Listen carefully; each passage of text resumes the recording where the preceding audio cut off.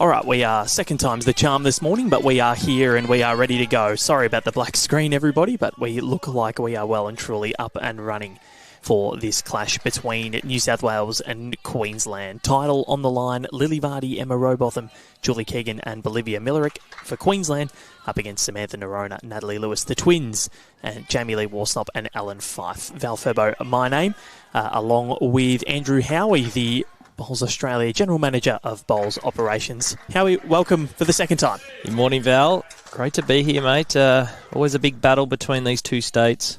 Such rivalry over the years. Queensland versus New South Wales. New South Wales have been absolutely dominant the first 2 days across the competition. But it's been a great start so far. So New South Wales picking up 2 on the first end. Plenty to play for. So Emma on the mat, looking to draw the shot down on the forehand.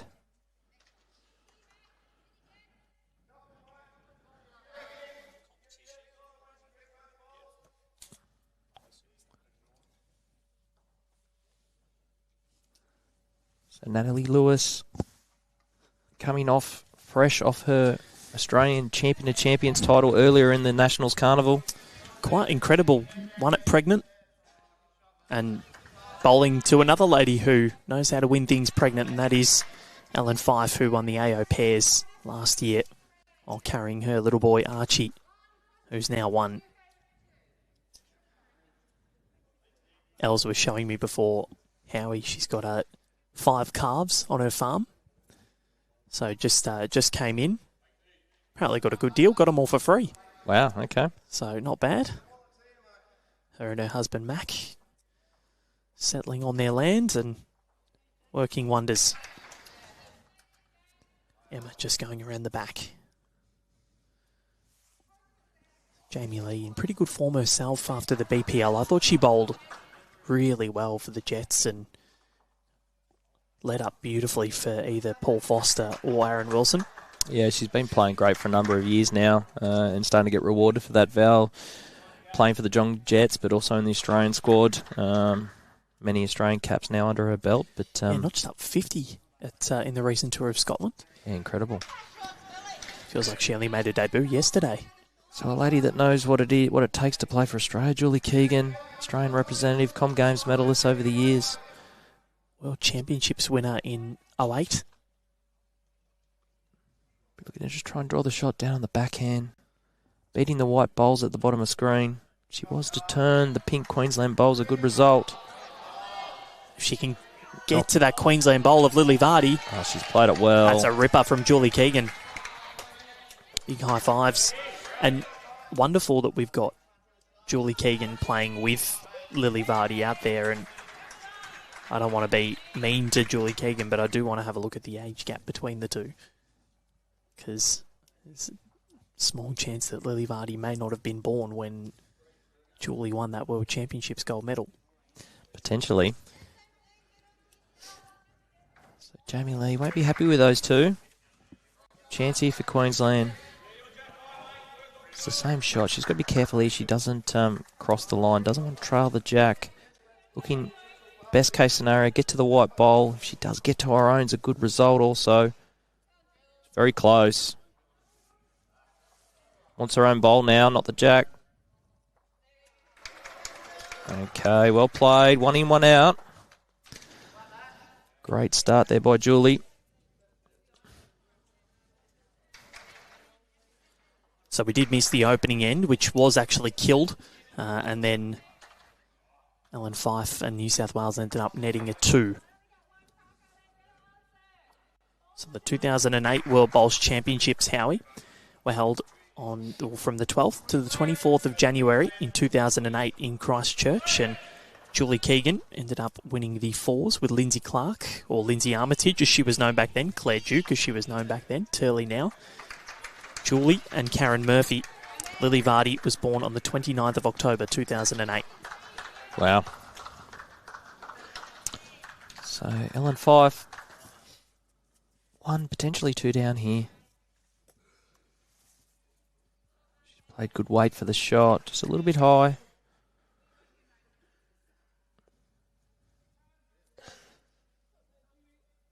As we see Bolivia Millerick step up to the mat.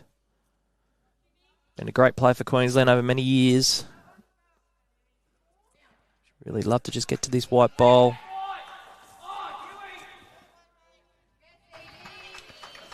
Making its way down. Very close. Bolivia. What a great shot. That's perfect. As we've seen on this hand, Val, the bowls really do get back hard, and she's played that perfectly.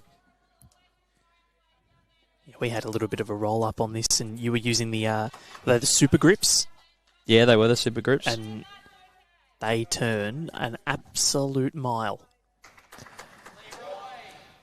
So wait now for Ellen.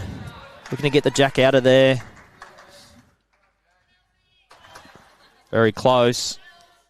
Well, that fiddly weight is so She's all over it, Val. difficult Sorry. to play, and What a Ellen shot. Fife has absolutely creamed that one. That is sensational. Brilliant bowl. We haven't seen anybody use that fiddly weight to any sort of effect at all throughout the Nationals on this green. And Els has just smoked it.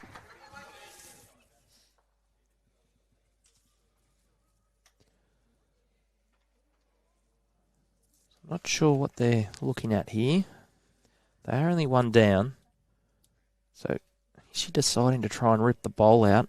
It is about 1.5 foot out of bounds.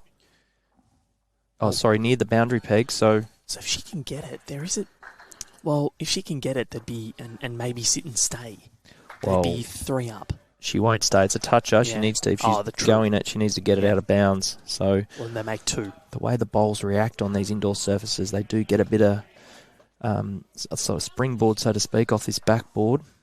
So it's weight. Looking for the edge of the New South Wales bowl. Weight from Bolivia coming into picture now. Just under. Ellen Fife, what an unbelievably good bowl that was. One more to New South Wales. Yeah, it was a great shot. Queensland set the head up nicely, but couldn't do much about that. Well, and we'd seen that sort of searching weight. Just nobody has been able to get. But Ellen Fife does have one of the premier weighted shots, and it even won her a Commonwealth Games.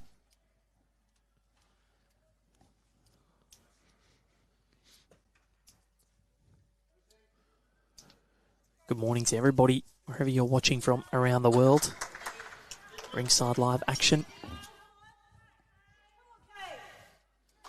Queensland with the early ascendancy on the overall masterboard, but that will no doubt change. And of course, for everyone at home looking to keep up to date with all the scores across the other 3 greens, every match is competitor scored for the first time in the Australian Championships. So jump onto BowlsLink, end-by-end updates, follow your favourite players, your favourite state. One of the masterminds behind that sitting right next to us this morning, Andrew Howie, Alex Renzella. He's on the tools for us today. Yeah, Connor having a well-earned day off. Multitasking, so showing his versatility today. BowlsLink expert into camera expert. He says he's better behind her. I don't know. You see, great opener again by the Leeds. Sam Nerona has started this match pretty well. Very close once again, just needs to hold. Excellent line. So Lily Vardy, 17 years old, playing in, I believe this is her first Australian side's championships. Correct. Wasn't part of the Queensland lineup last year, and been a bit of change with Queensland. So no, in the team that won the title last year, no Lindsay Clark and no Chloe Stewart, which 2 massive holes to fill. Yeah, definitely. Hard to cover players like that, especially when they're back-end players, skips. But nevertheless, they've got a pretty good combination here out on this rink, and they're obviously up against it with the New South Wales team, as I alluded to, have just been dominating across the first 4 rounds of this competition. But Queensland has started well here, so I expect a good game. As we see Natalie Lewis, of course, twin sister to Sam. How many times do you reckon we'll make that error today? It happened to me a few times during the Champion of Champions. I've known them both for years, Val, and I still struggle to pick up when they both walk in at the same time who's who. So they help everyone by using different coloured bowls. Yep. And it does make it a bit easier. Natalie at the moment has the lifter. Also, as we mentioned before, carrying child. So Emma Rothbottom, first time representing Queensland in the Australian sides. I believe she's been playing well also. Not quite running the journey there.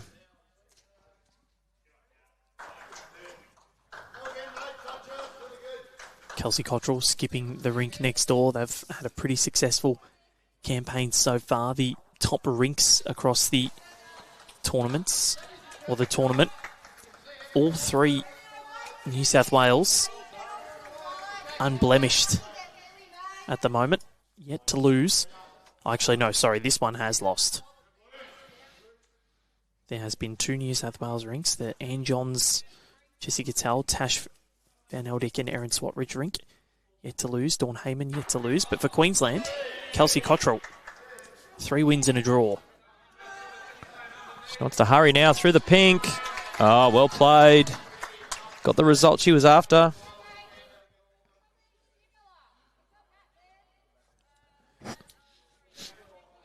The call is draw the jack down the forehand for Jamie Lee. Got her own bowl coming up.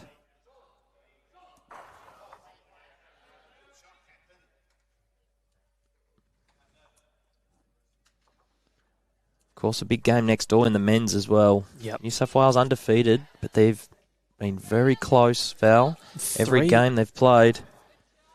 I'll tell you who has been in rampant form, Aaron Wilson.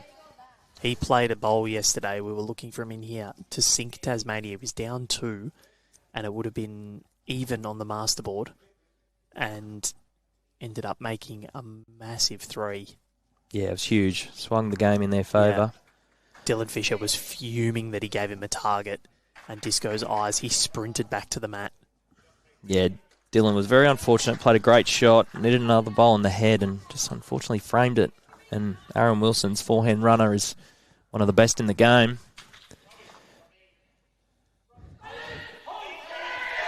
Oh, he's just played another bomb. You can hear the noise. Testosterone everywhere. So currently Queensland holding 1.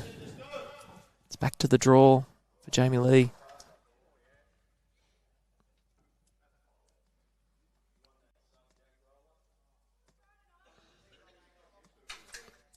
Track looks good.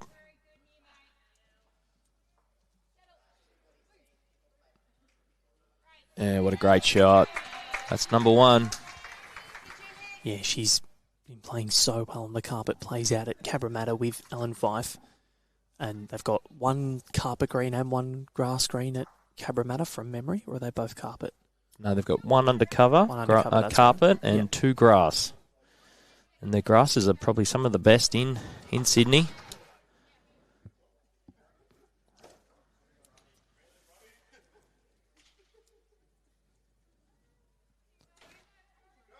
So Emma's partner, Cohen Lifton, is tuning in. Nice to see you up and early, Cohen. Well, he's a greenkeeper, so... Well, yeah, he is. I think he's just recently moved into a bit of bowls coordinating at Algesta. One of the premier singles players in this country. Yeah, just good all-round player, mate. Any position.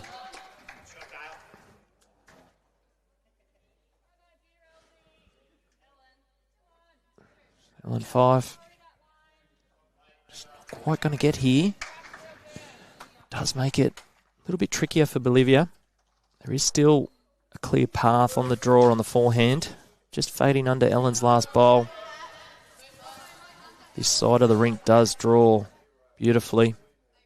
Can really give your bowl a chance. Chuck it out. Let it do its work.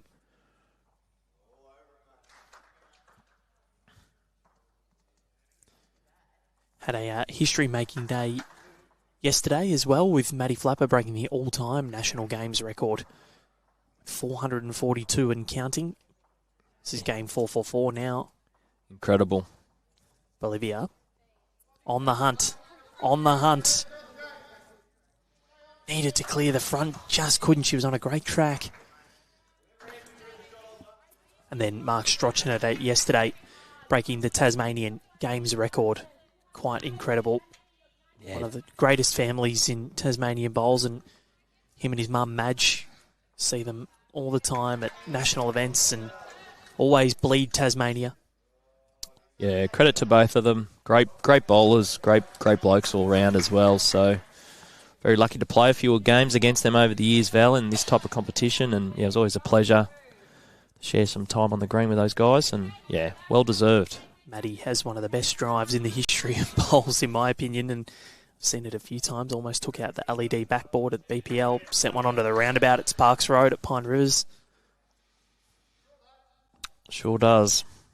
Ellen Fife jumping onto a different hand, trying to get this one into a different spot. What was the aim there? I think she was ideally would love to get back and draw and count, but it was very doubtful. I think what she's done there is just snuck past in case Bolivia does look to arrive, land the shot bowl, or somehow trail the jack through the gap there. It's probably just a little bit of security, but Bolivia just got to be careful not to overplay this. She does only have one bowl on the head. To me, it's just a full draw. Get a touch of your two.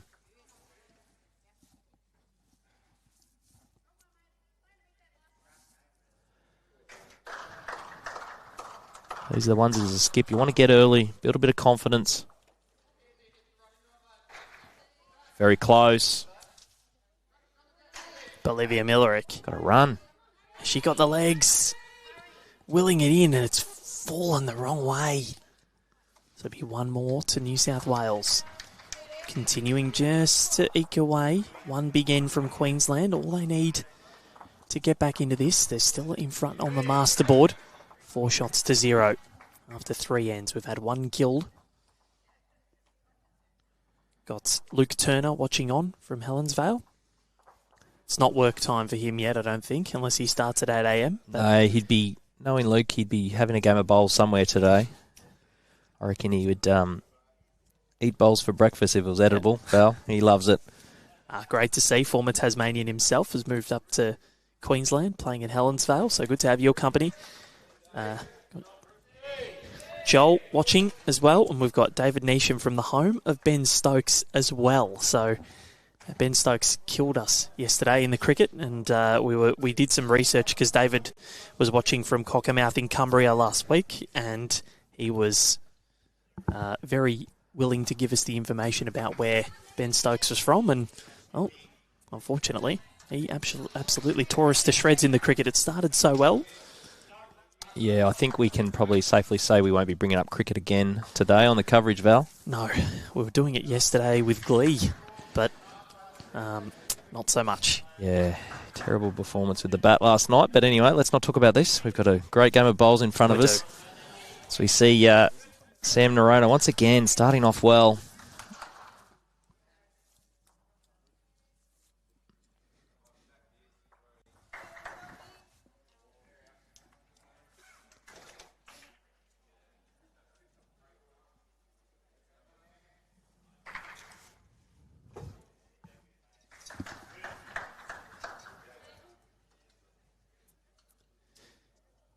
Sammy's been really solid this morning. That one's probably the loosest one that we've seen. So Lily, perfect line with her first. So correct that weight. I think the experience for Lily Vardy as well. She's already playing at Club Tweed with the likes of Chloe, Lindsay, Claire Turley, Wayne Turley's there, Emma Boyd, Serena Bonnell, and then you get to jump into a rink with Julie Keegan, who is an out-and-out superstar of bowls, and Bolivia Millerick, former Jackaroo herself. Yeah, it'd be quite daunting. She's obviously going to be playing against a lot of her idols here today, Ellen Fife, and players she's watched growing up. And we see Natalie backing up her sister well, drawing a touch up.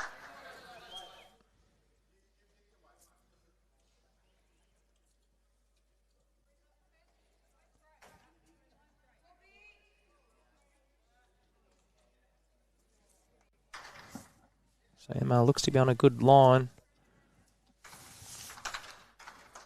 Just not quite going to run the journey. The key here for these Queensland girls will be trying to limit those short ones. As we know, New South Wales are a great attacking team.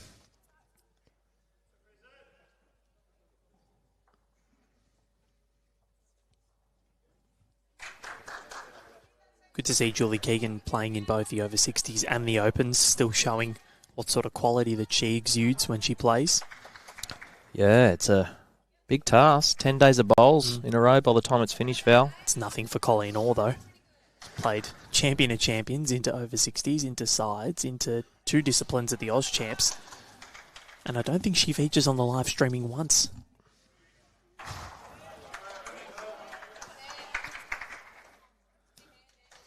A bit closer here. Wants a clear run now. What a great shot. Well played. Big high fives for Emma Robotham. Quite incredible. It's really changed that head up. Hitting the ball behind New South Wales's, and also Lily's got best back now, so New South Wales will need to arrive with just a little bit of weight to get the ball to hold down there on the backhand. Looking to trail the jack. She sneaks past is a good result also. It's very close. Jamie Lee trying to get the bowl, got it, but then rocketed through. It's actually ended up in an okay home, had nothing past the head. Perfect shot. Played it to perfection without getting the result. Queensland can, as Bolivia's explaining, can still afford to draw down there on the forehand. Gets to the inside half of the green bowl. She will draw back behind the Jack Lovely there. Another one in the head's great. I think this is on a pretty good track.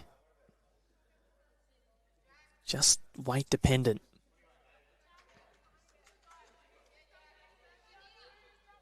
Line was not too bad. Got David Neesham going to bed now, so he's set his alarm for 2:15 in the morning to watch the cricket, and he's wishing us a good night. So good night to you, and Ross Cowan watching on from East Lothian in Scotland. Good to have your company again, Ross. Hopefully you'll be sticking with us until the wee hours of the morning.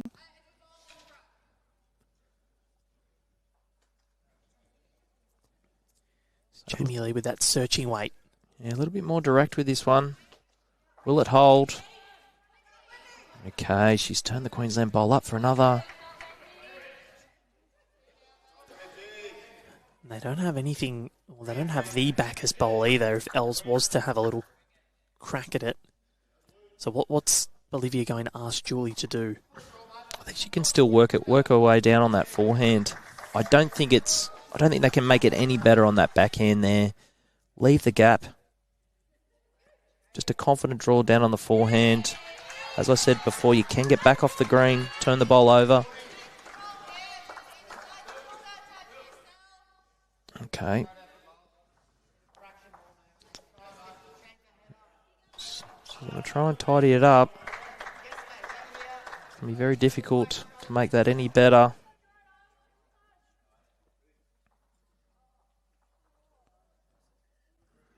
It's a clear run now, sneaking past. Well, she has made it better. Not what she was intending, no. But it does help. Yeah, it probably just forces Ellen's hand here now. She'll just go quicker and look for the jack. Similar to what she played on that first end of coverage. Well, she's so mightily accurate. Is this superstar of bowls became the first player in history to win the singles and pairs gold at the same Commonwealth Games, male or female. So that club, she's the sole member of.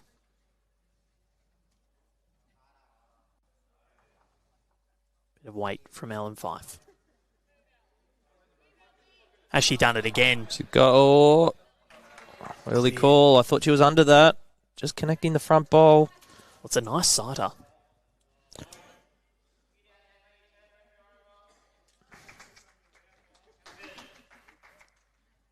Bolivia trots to the mat. Plays her bowls out of the Broadbeach Bowls Club. One of the true juggernauts of Australian bowls, and we're lucky to be there every Australian Open. It is one of the best places to watch and play or on the planet.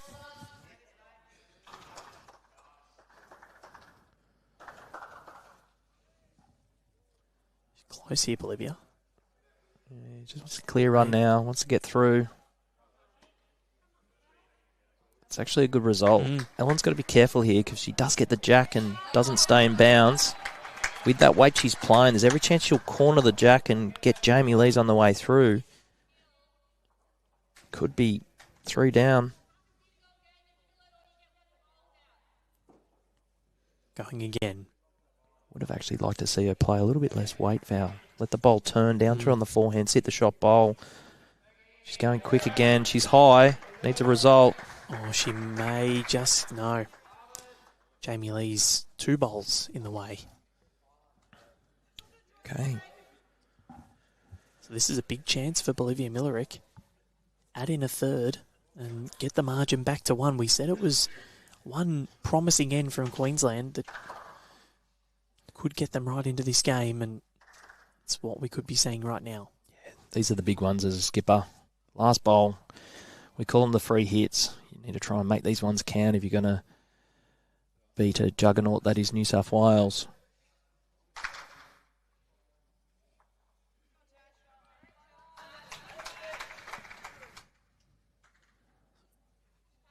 On the backhand, Bolivia Millerick. Julie is somewhat interested. We may have to give her a quick word just to stand off the line.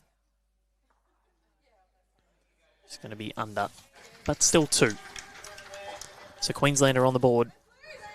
4 shots to 2 after 4 ends, and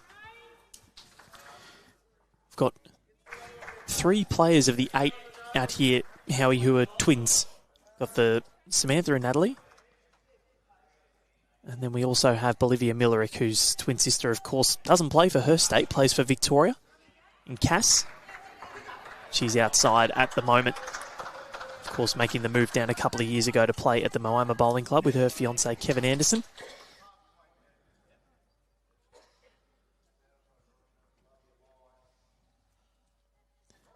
Luke Turner on the comments just saying it looks very tricky to swing on. Yeah, it is. That fiddly weight is so hard to play. Yeah, it's just the way the hands are turning. They've got big swings on both hands. He's got to try and play that confident weight, get the bowl to hold.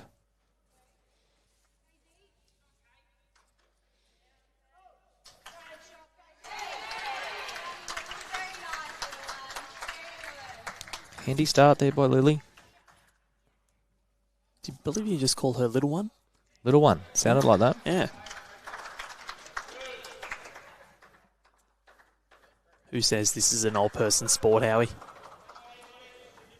Exactly right. It's a game for all. But as we're seeing across the rinks here, it's the young ones that are here representing their state. Yep, you got the Nelson brothers, early 20s. Jessie Cattell, quite young as well. Ellen Fife, in her 20s as well. Look what she's achieved. Brianna Smith, only 25. Lily Vardy, 17 years of age. Had Charlie Hicks yesterday for South Australia, 17 as well. We'll have Kate Argent-Bowden on the rink after this. She's only early 20s herself.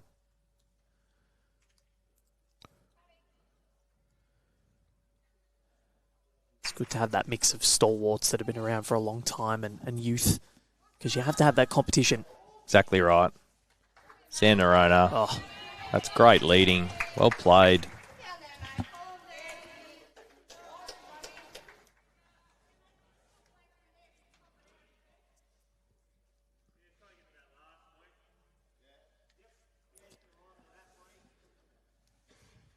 it's when you look at people that were born in 2008, you realise, you know, that you were well and truly into double figures at that point. I think I was 12 by the time that, almost a teenager by the time Lily Vardy was born, and yeah, that makes me feel fairly old. Good effort there by Emma. Yeah, showing your age, Val. Notice you haven't said anything.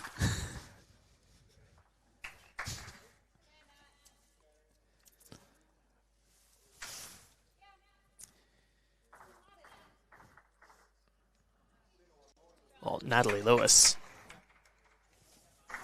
That's it. Good bowl there. She did want a little tuck around the corner, but next best was to finish past the head.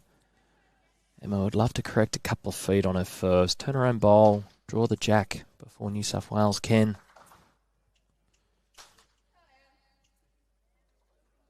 Needs to run the journey now.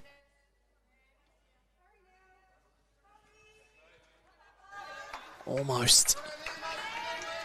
Great effort. 2 good bowls. Comment from Ross Cowan saying, in terms of age, that this is why the Aussies are dominating. Is there anyone in the Jackaroos team over 40? Lee Schreiner's the only one. Of course, Para Jackaroos, a little different. Jimmy Reynolds at 44. Yeah, no, we're very lucky. We've got so much talent. Like, you look at weeks like this, Val, so much talent coming through the ranks in both the men and the women. Jack McShane, another one that's very young, that's on this green. Erin Swatridge making her Australian Science Championships debut. Oh, yeah, what, Jack's 19, is he? 20. 20 and turns 21. World Indoor Singles Champion.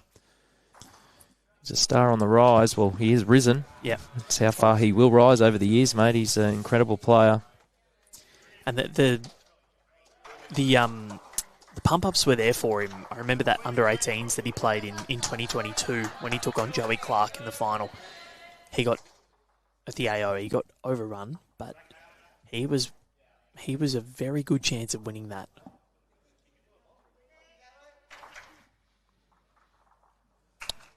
Now he's an open men's champion at the AO. They are such difficult tournaments to win. Interesting here. Jamie will be disappointed in that, not reaching ahead. A bit intrigued to what Queensland are doing here. They're trying to cover. If it was me, I'd be on the backhand, drawing the shot. Just get past the jack, you cover it anyway. Draw a touch of yourself. So are they holding 2 at the moment, though? I think if they're playing this hand, they're definitely holding 1. I don't think it's 2, but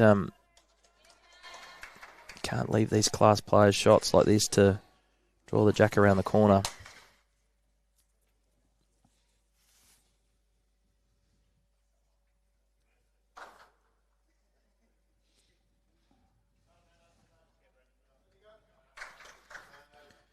Ross talking about the pathway model in Australia as Jamie Lee sends her final bowl of this 5th end down.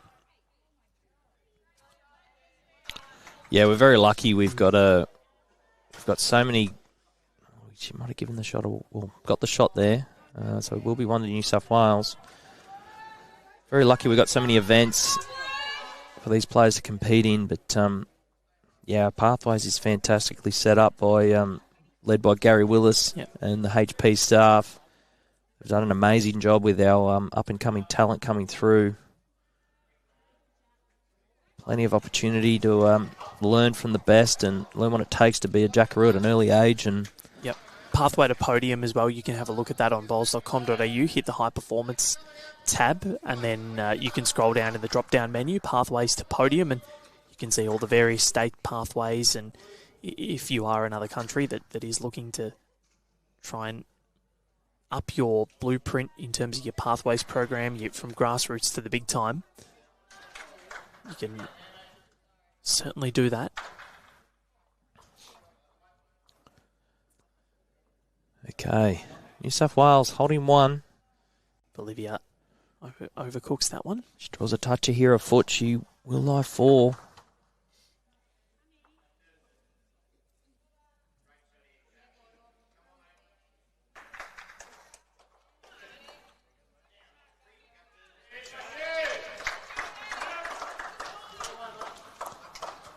Ellen Fife.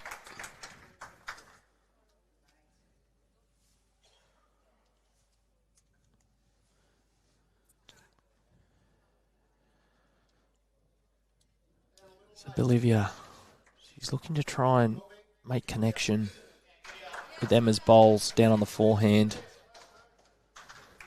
Tough shot.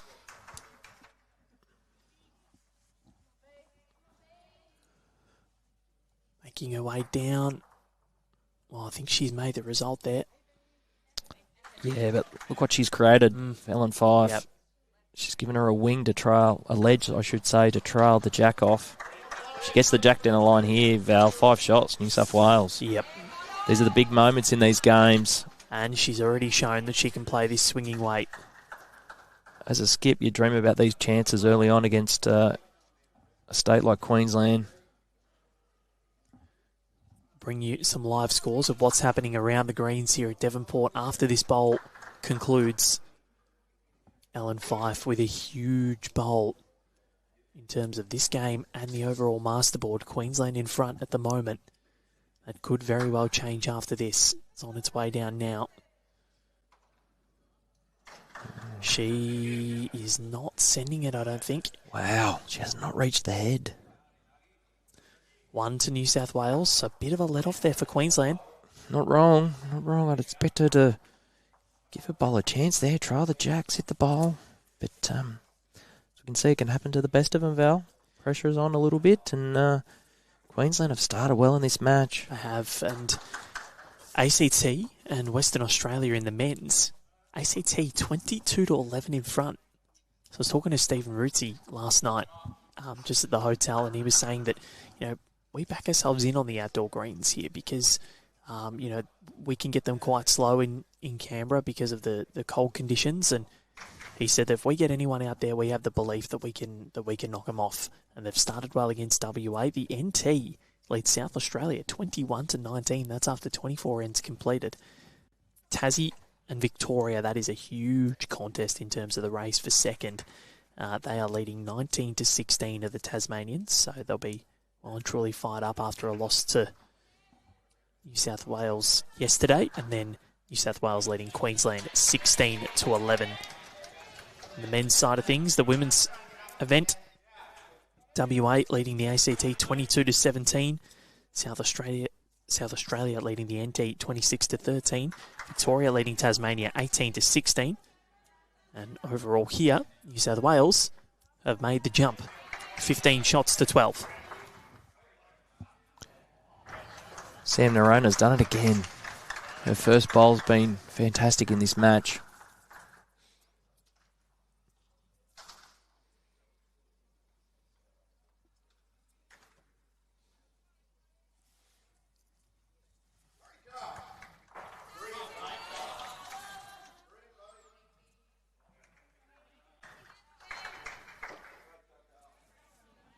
She's done well again.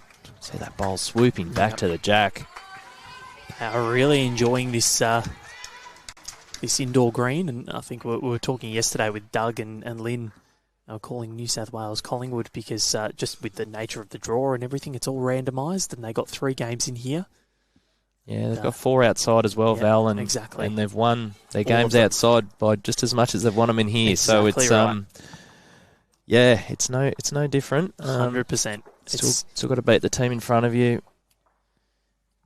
But it's almost harder to have more games in here because then you have to adapt more. Exactly right. Yeah, all the grass greens outside are running at basically the same pace. So when you're changing grass to grass, it's a little bit easier. But changing from indoor to grass, it can be a bit tricky. So the indoor greens probably about now with the grass greens quickening up, probably about a second and a half quicker, and just the bend is the difference. It turns a lot, as we can see on screen. Well, we were watching just a couple of bowls yesterday afternoon because the sun had been baking the green all day. By the end of the day, they were flying.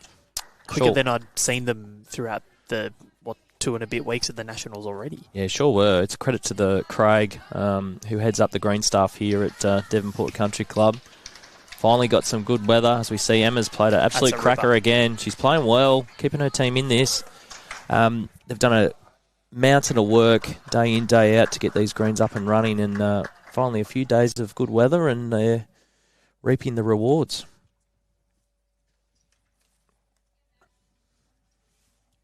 Natalie, just going a touch. Track was perfect for the shot.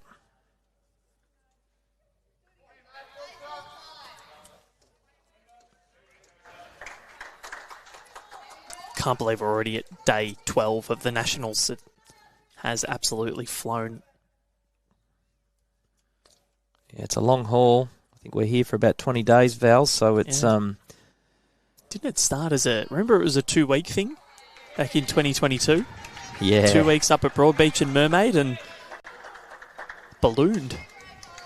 Yeah, all to do with the scheduling and what the states were after, full practice days, and the opportunity to obviously finish with only a half a day's play tomorrow, give the states a chance to fly out, saves a bit of cost in accommodation and stuff like that. So, it took us a while to probably find our happy medium, and we're probably happy with the schedule the way it is at the moment. 17, 18 days of play. And again, it may change in the future. It may, depending on what the under-18s look like, and it was a bit difficult for them this year with their exams, and also because Tasmania gets a lot of rain throughout the general hosting time of the Nationals in October, so we had to push it back a little bit. Yeah, so we obviously a partnership with Events Tasmania, the Tasmanian government, and so great to be able to bring this event to Tassie and to the Devonport city. But yeah, their response was they would like the event in November. Weather's a lot kinder, a little bit less events on at that time of year as well. So just making sure we've got the accommodation and everything else available for all the teams flying in. We've got over 650 players that are attending this event, plus spectators. It's a massive, massive Nationals.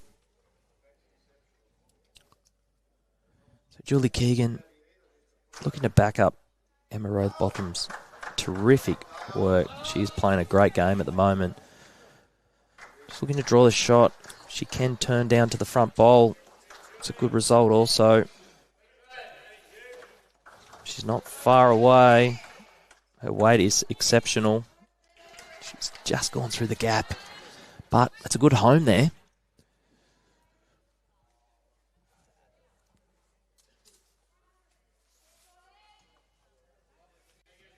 So Jamie Lee just looking to arrive down through her bowls on the forehand. If she fades under, she can get back to the jack.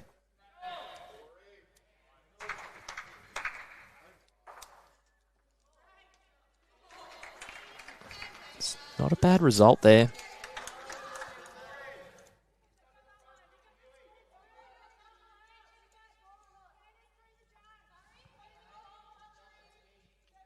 So Julie doesn't need to change much. Her weight was perfect.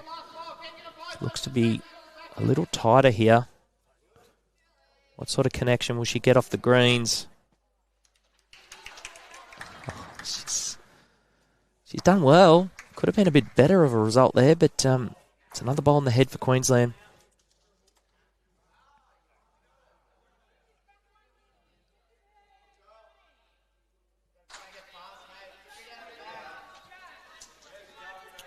I think Ellen will elect to just arrive down on the forehand, let it bowl, do the work. Turn through Sam Narona's green bowls. Fades under, she can trail the jack. She's got two bowls waiting. The right of screen.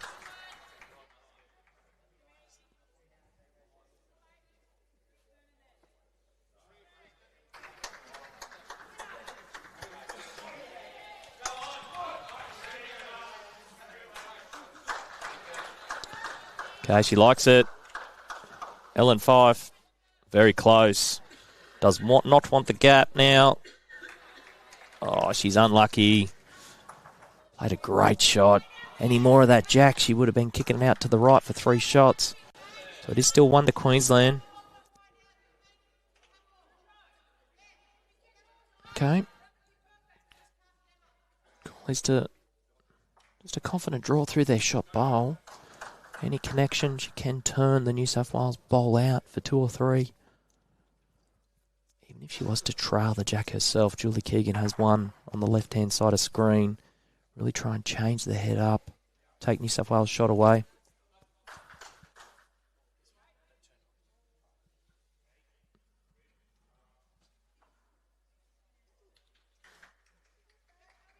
Okay. She's made 2. Problem is it's probably given Ellen Fife an easier shot. The only concern for New South Wales here, she does get the outside of Emma's bowl, the shot bowl. She will turn her bowl out of the head and won't stay herself. So the weight is very critical for this shot. I think she's just trying to trail the jack with 2 feet of weight down on the backhand. Jamie Lee's bowl waiting.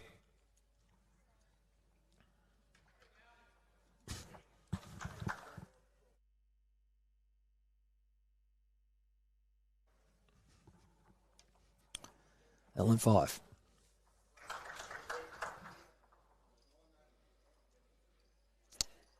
It's positive.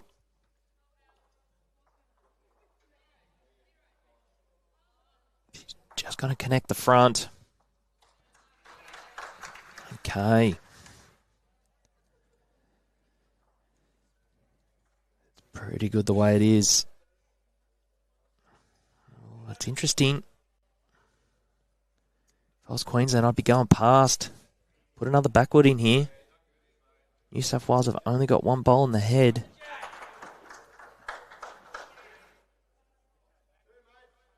It's very hard to get another one counting here.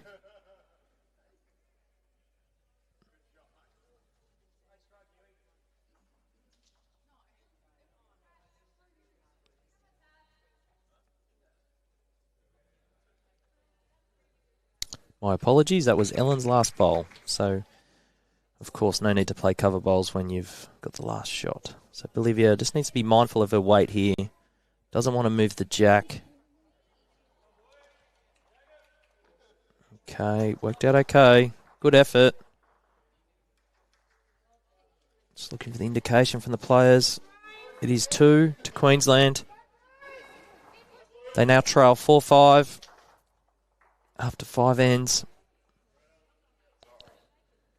Very tight tussle here. Both teams playing well. As we've mentioned before, New South Wales women undefeated. They've only lost 1 rink so far. They have been dominant. But they're in with a fight here against Queensland.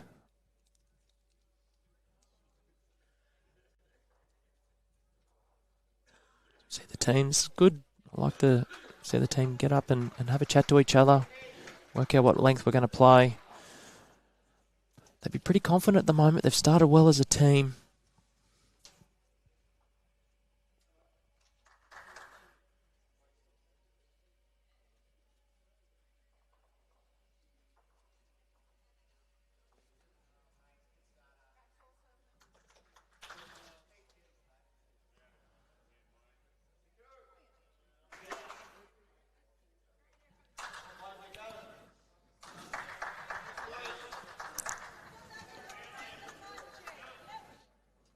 So Lily, see if she can try to start nailing that jack with her first bowl. Put a bit of pressure back on Sam Nerona, who's been fantastic for the New South Wales outfit this morning.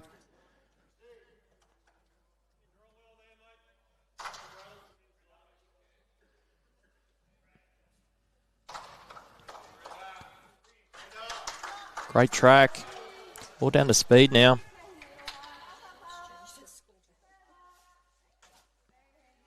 Yeah, decent opener. Probably 2 feet short.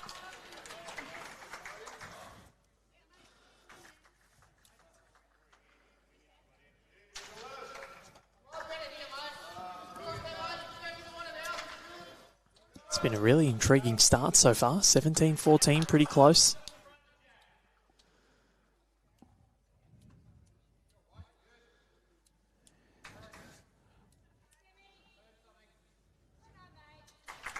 Oh, she's done it again, Val. Playing well. Oh, she's been ridiculously good so far this morning.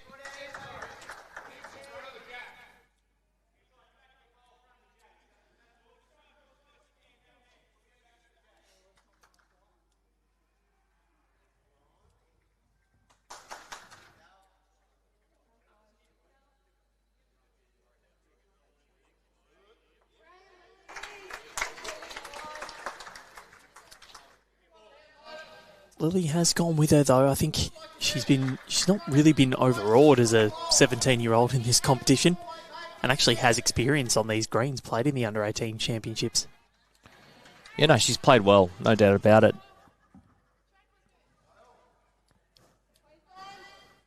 After this, we've got Tasmania versus South Australia. Should be a good contest as well. It's been an interesting tournament for South Australia. They haven't really fired like a lot thought that they would. No, they have struggled. They've got a really good team on paper, likes of Scotty Thorburn, Wayne Rudiger, Nathan Black, skipping rinks for your state. But, Lainey McGorman, she's a star. We've seen her win the Australian Champion of Champions. Yep. Katrina Green played the Champion of Champions last week. Kate Argent-Bowden as well. So I think they're probably just going through a bit of a rebuild stage. They've got a few young guys in playing their first Australian Sides Championships. So, they won't be happy with how they're gone, but I think they're definitely a team to watch for the future.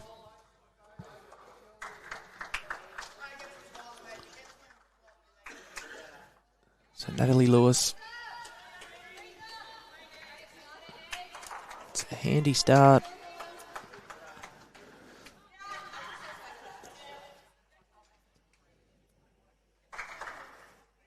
So Emma, she's been playing great so far in this match.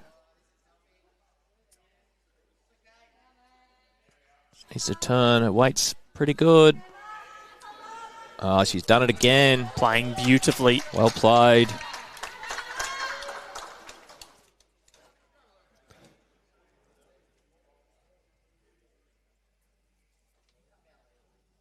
Been really impressive so far.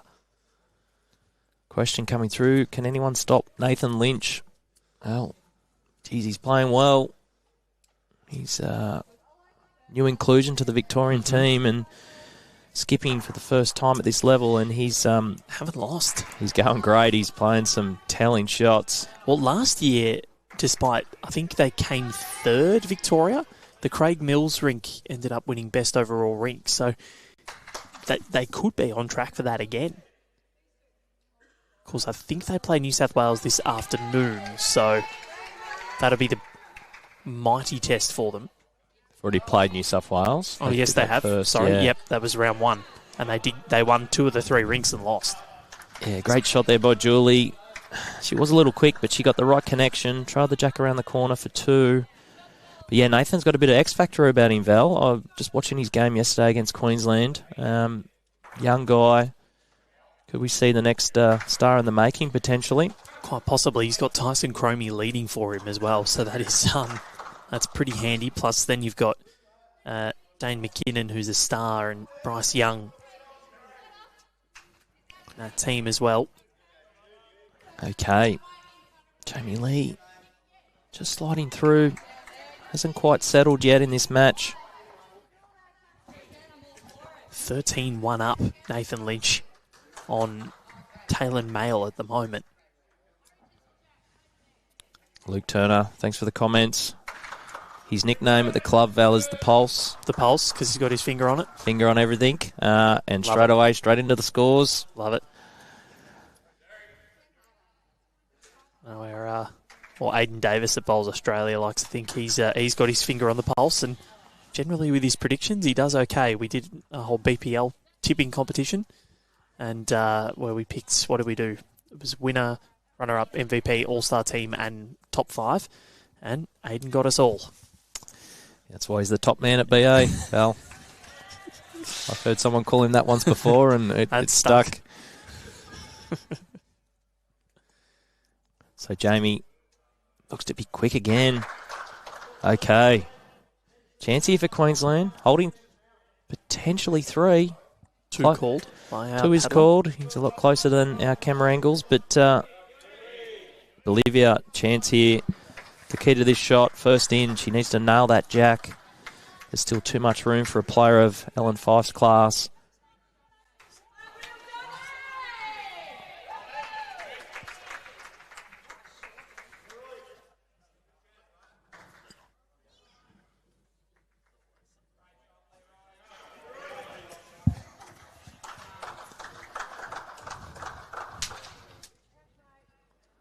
So how is the track?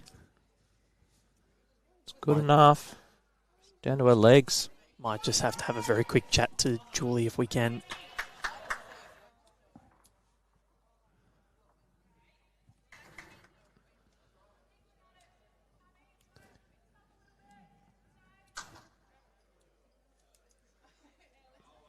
Ellen Fife.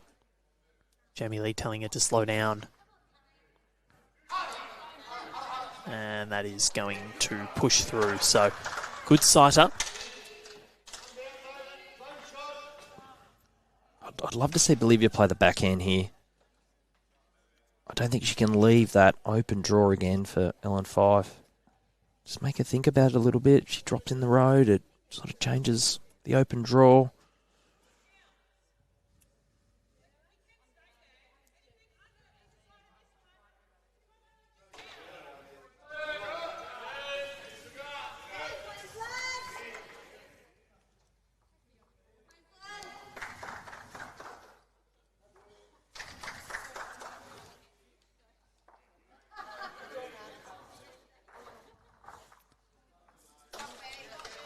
Bolivia Millerick.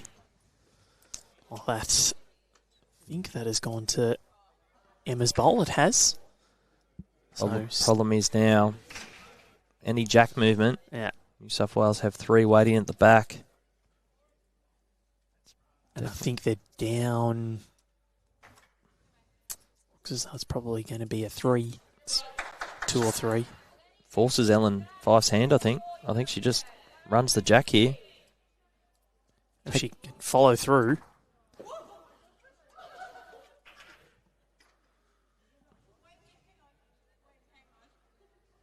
So, all weight dependent. She's so close. It's going to cut, isn't it? She's done well. She's played weight to hang around for second. Queensland, sigh of relief. So they've been let off somewhat again, but 5 apiece after 7. We're a third of the way through. It's been a really interesting game, hasn't it? It has, yeah. Both teams are playing well. No one's really grabbed the ascendancy in this match.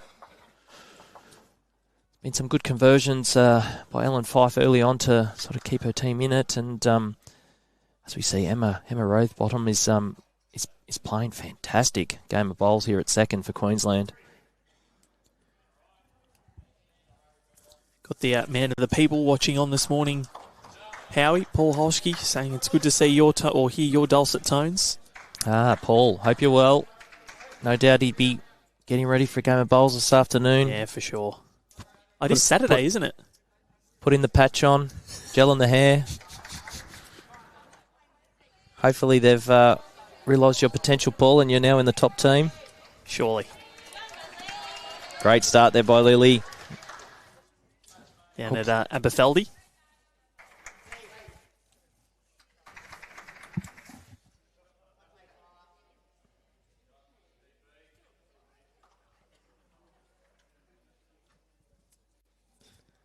What has Sammy got?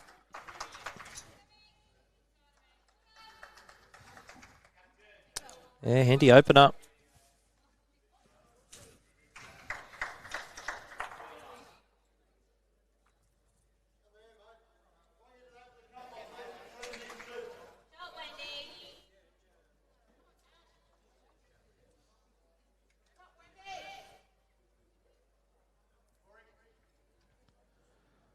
So Lily, weight was pretty good again.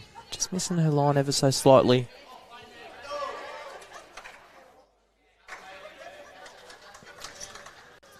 Oh no, Paul's been dropped back to the seconds this week. Not good.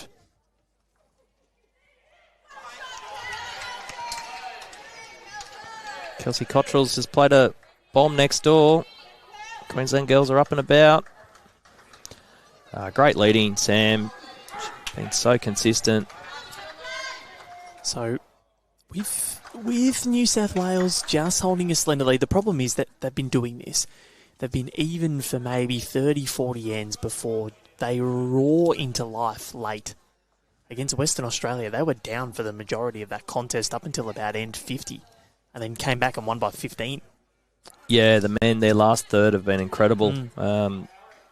As we've alluded to, they on day one, they won 2 games, only winning 1 rink. And had an absolute nail-biter yesterday afternoon against Tasmania. Yep. So Queensland currently holding 1. Natalie Lewis. Clear run, she's very close. Just going, but that's a great home.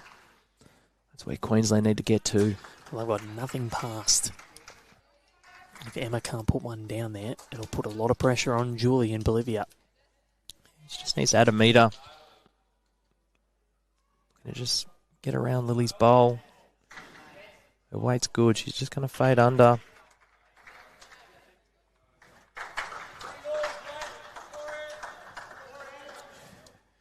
So, scores from the men so far. ACT leading Western Australia 35-16 outside. Wow. That is an incredible result so far. South Australia lead the NT 31-24. Tasmania and Victoria. Victoria leading 31-26. New South Wales 20-16 in front. Another great shot. It's hard to see who's holding. Queensland might still just have it. Julie Keegan looking to just beat the last bowl.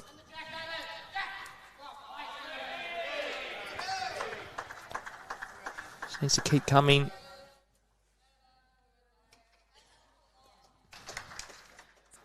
It's okay. Another ball on the head.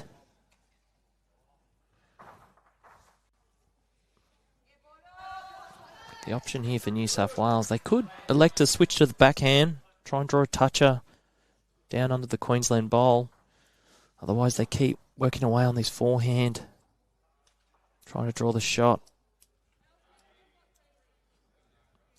Forehand it is. So the women's scores. WA just edging the ACT 28-23. They had a cracker yesterday against the Northern Territory. That was a wonderful contest to watch. South Australia leading the NT 38-14. Tasmania in front of Victoria 24-23. And this one, nip and tuck 20-18. We haven't really had a close masterboard in here yet. So, may just get one this morning between these two arch rivals. Julie Keegan just wants to hold around the jack now. Close. It's unlucky. That's the advantage of having bowls past the jack. She played a good shot, just turned. That was the perfect weight. Missed the jack, she got to the second shot. But it's taken the danger away. If New South Wales had done it, they would have been staring down the barrel of 5 shots down.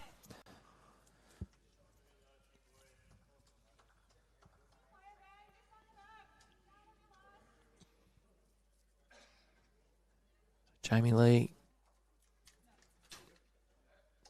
just sneaking through. It looks like 1 to New South Wales. Queensland do only have 1 ball in the head, so Bolivia's going to have to be careful what weight she elects to play. Does she elect to try and draw the shot with her first on the backhand? Otherwise, she's going to have to arrive down on the forehand and trail the jack. Queensland haven't led in this match yet.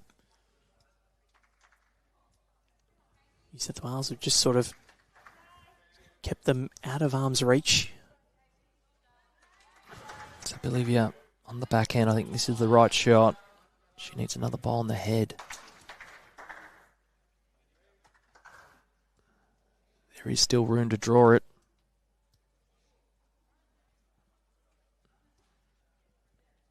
She's down to weight now.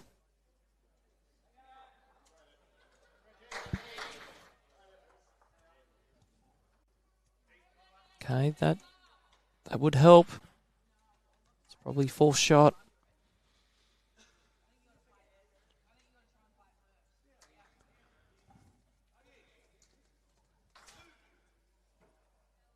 How is Elle's weight? The Twins don't mind. Jamie Lee doesn't mind. Is it going to slow? It's making its way back. Well played. Great effort.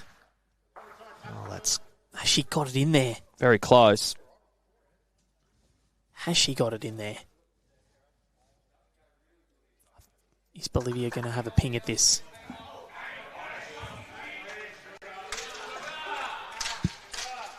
Okay, Nelson on the far rinks has played a bomb.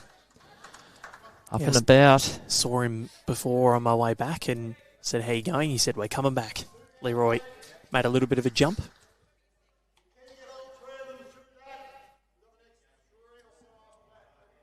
Three to the diff over there.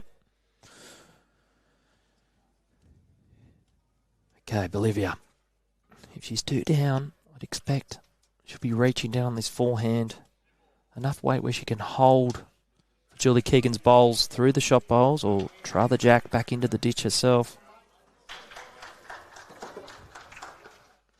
It's weight.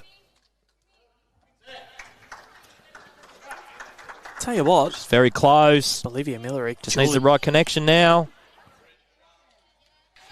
Well, I think she's killed us in the end. And has gone out of bounds, so we'll redo it.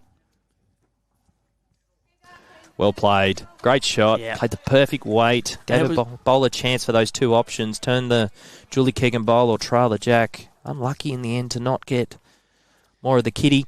Well, yeah, if she had trailed it fully, that would have been epic and would have put them in front. But I don't think they'll mind that. They were down a couple. They were under pressure.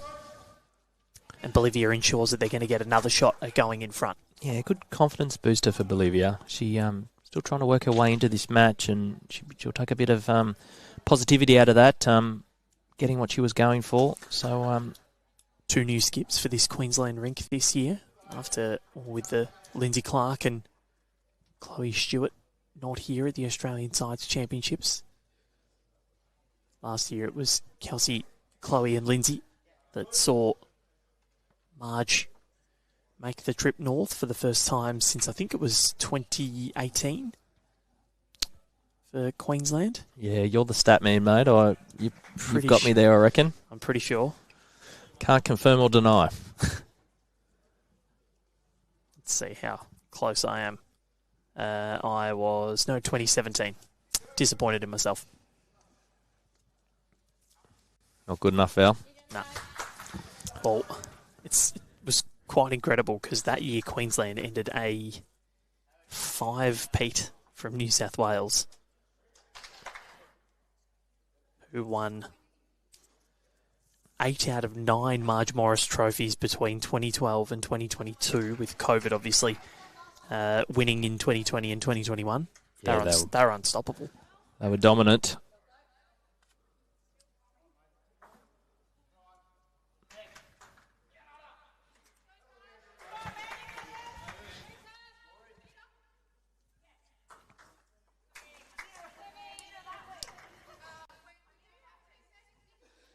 So Samantha Nerona has been in fine form, leading brilliantly, really taking it to Lily Vardy.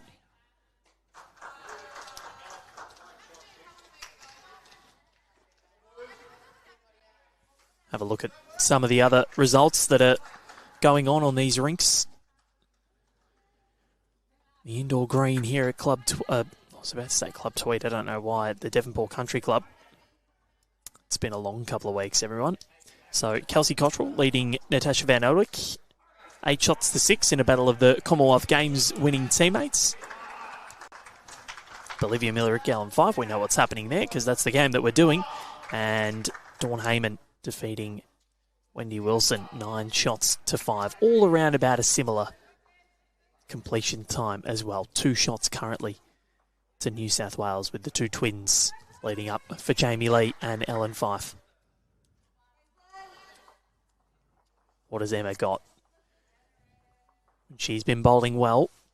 Queensland have been able to come up with the goods, and that is a nice little home that she'll arrive to.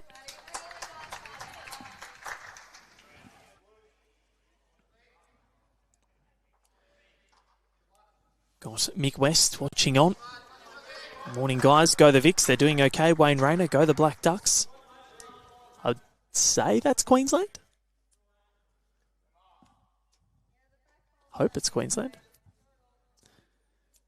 Some great heads here, set up beautifully from Jared. That's correct. Keith Pickett. Yeah, look, we just can't quite... We're a little bit further away to Julie than we would like. So we'll... Look, we have worded them up. Sometimes they do get in the way. That is 4s. It is the hardest discipline to stream because there are 8 players on the rink at any given time.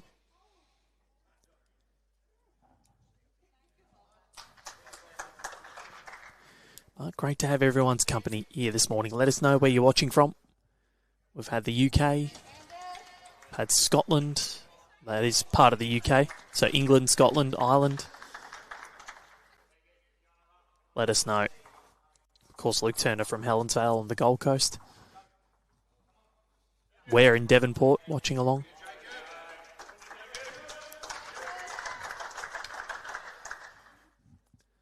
New South Wales leading by 2 on the masterboard. Things may change again soon at the completion of some of these heads. Getting towards the end of a couple of them. New South Wales currently holding a handy 3, but plenty of room for Julie Keegan, the 2008 world champion. Won that before her teammate today, Lily Vardy, was born.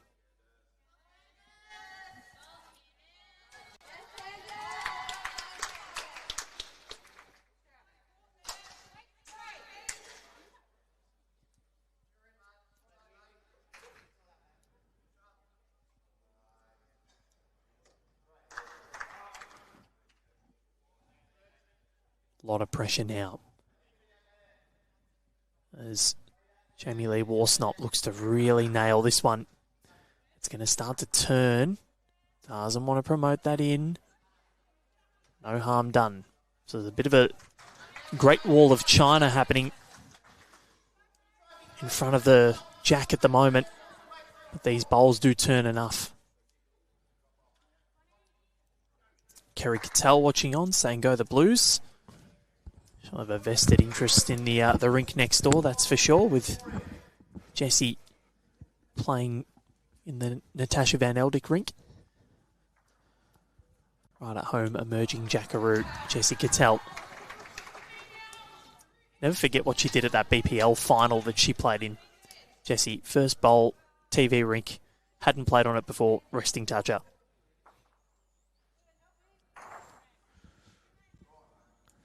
Olivia, weight look good. Just missed her line. Plenty of room here for Ellen Fife.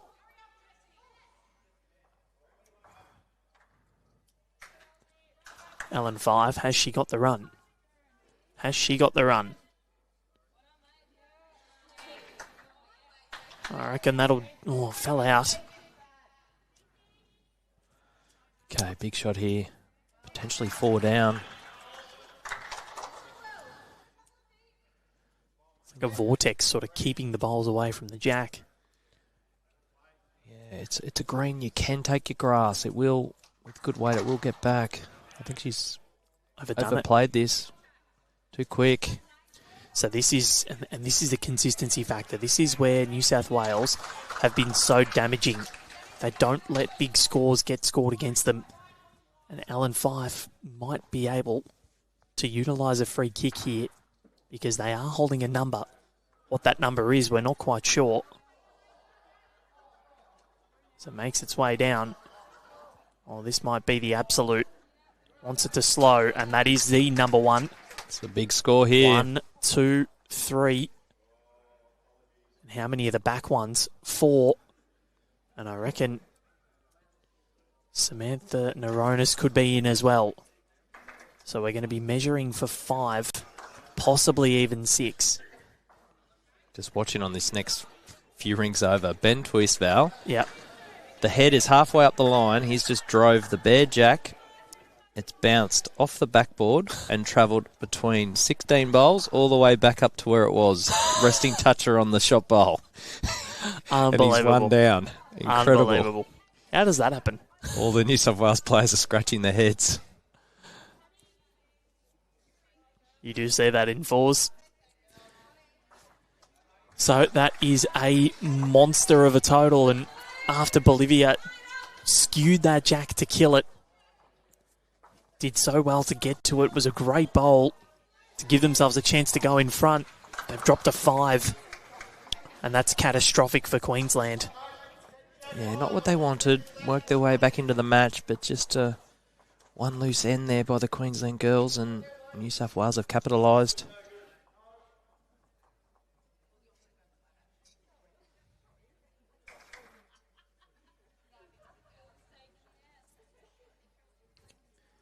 The draw for the World Bowls or the World Indoor Bowls Championships has been released. Andrew Howie and Jack McShane has found out who he's up against in the opening round. Same with Ali Forsyth. And Jack McShane will take on Mark Dawes. Ali Forsyth against Les Gillett. And they could be on course for a semi-final clash against each other. I'd love to see Jack McShane, if he gets through to the quarters, he'll take on Jason Banks. Alex Marshall also in that top half of the draw. Yeah, tough game first up. Mark Dawes is a former winner of the World Indoor Singles and Pairs. So have a listen to this, who is actually in this top half of the draw. Jason Banks, Wayne Roberts of South Africa, Nick Brett, Mark Dawes, Jack McShane, Ali Forsyth, Alex Marshall, Michael Stepney, and Paul Foster. Yeah, wow. Incredible. He'll be going well to win that title, I think. As we see New South Wales stretch the length out here. Longest end for the match. Handy opener by Lily. Just sneaking past.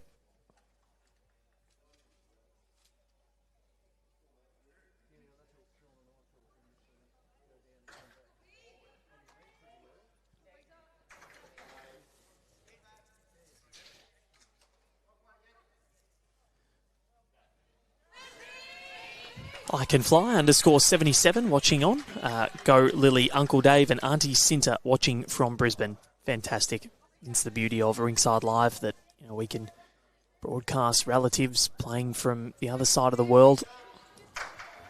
And I've seen relatives watching on from Europe and Asia and all those sorts of things. It's wonderful to watch, especially during the World Championships when family can't get down to us, or when they couldn't get down to Australia for the 2023 edition of the event.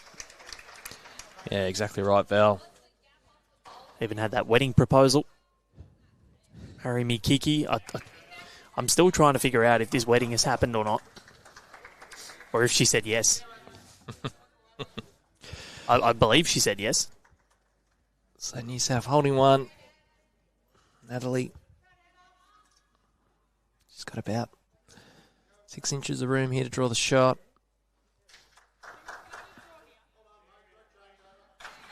Weight's very good, just slightly under, unlucky. Wayne Rayner confirming the Black Ducks WA, so apologies. I thought they were the Swans. They are the Swans, okay. I think, on the back of their shirts.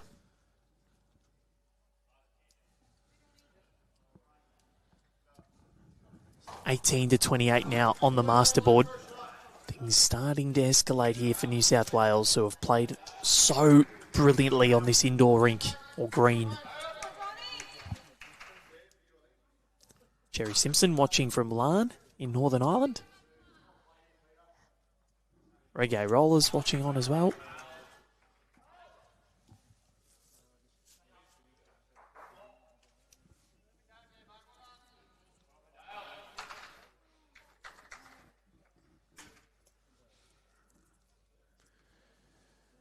Natalie is dropping short with that one.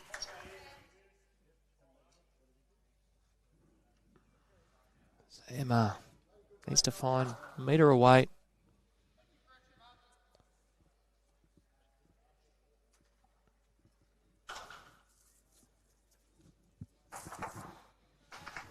Track looks to be good. Ross Cowan confirming that there's going to be a totally new surface at Potters this year. A few big names to go out early. Is that to do with Glasgow? Yeah, not sure, mate.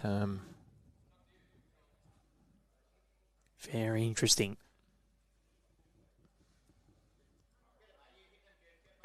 There's always an upset or two in a competition like that. So many world-class players.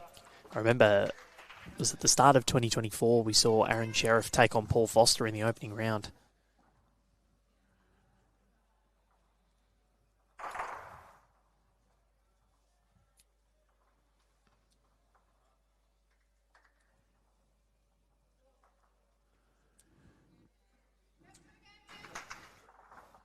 So New South Wales winning another end over there. Just starting to extend their lead.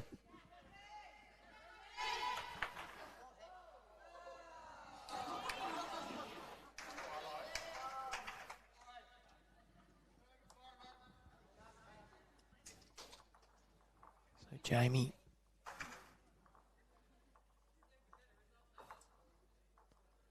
The dead draw, the shot on the backhand.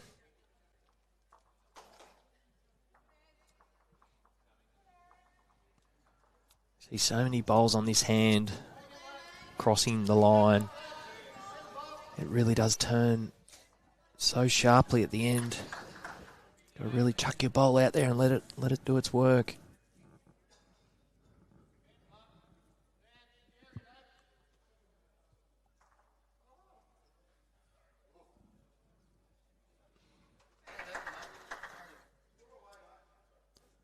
This one's going to cut under as well. Nice little magnetic force.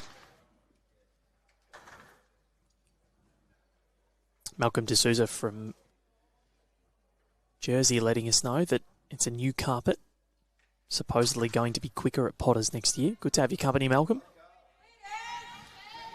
Yeah, well, that'll be interesting.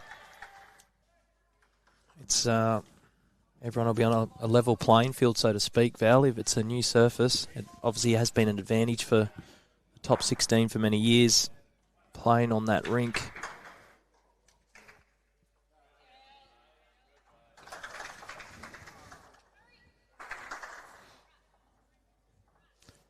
Jamie Lee off the inside. Oh, she's wiggled her way through for shot. And a little push of the jack as well. Okay. Julie Keegan. She'll be arriving on the forehand through her own bowl. Turn the bowl through the jack, through the shot bowl to Queensland. Bowl's at the bottom of the screen waiting. Looks to be just high for the shot.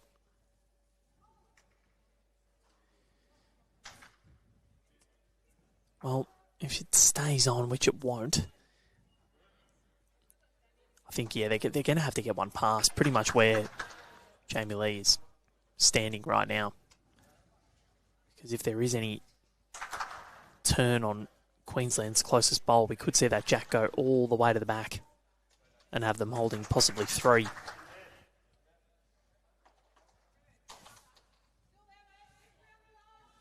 Julie's aware.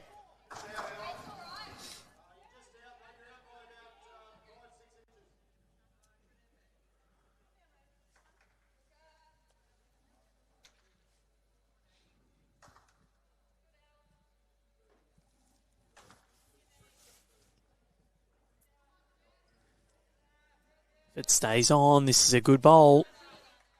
Yep. Still a chance for Queensland and for Bolivia. Is that what she's going to try and do? Turn Lily's up, push the jack. That's all she's got. She could use a yard to 2 yards away, turn through the bowl, jack down the line, she's three. She could land the bowl onto the shot bowl for 2 and stay.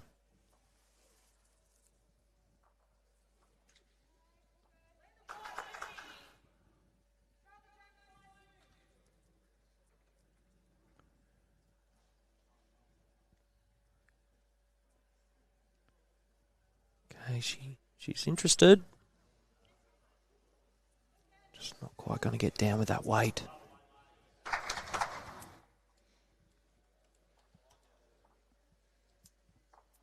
Knocked one of her own in too, so she'll still have another shot at it.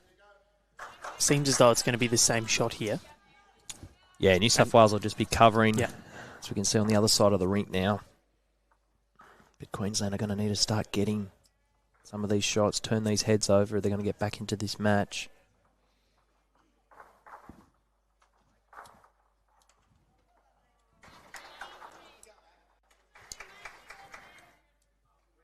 Well, she needs to get down, and well, this is an opportunity.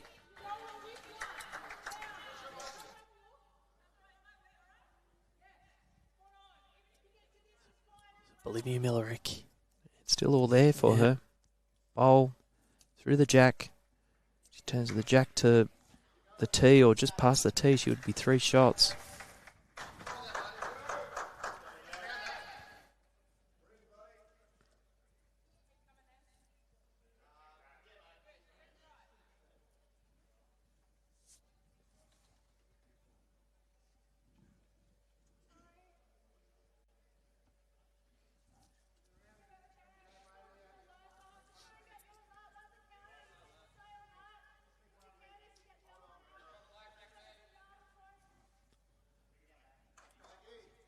I'm not happy with it at all. Tossed it out a little bit too wide. And be one more to New South Wales. So 11 shots to 5, played 9 ends. Just ticking along really nicely.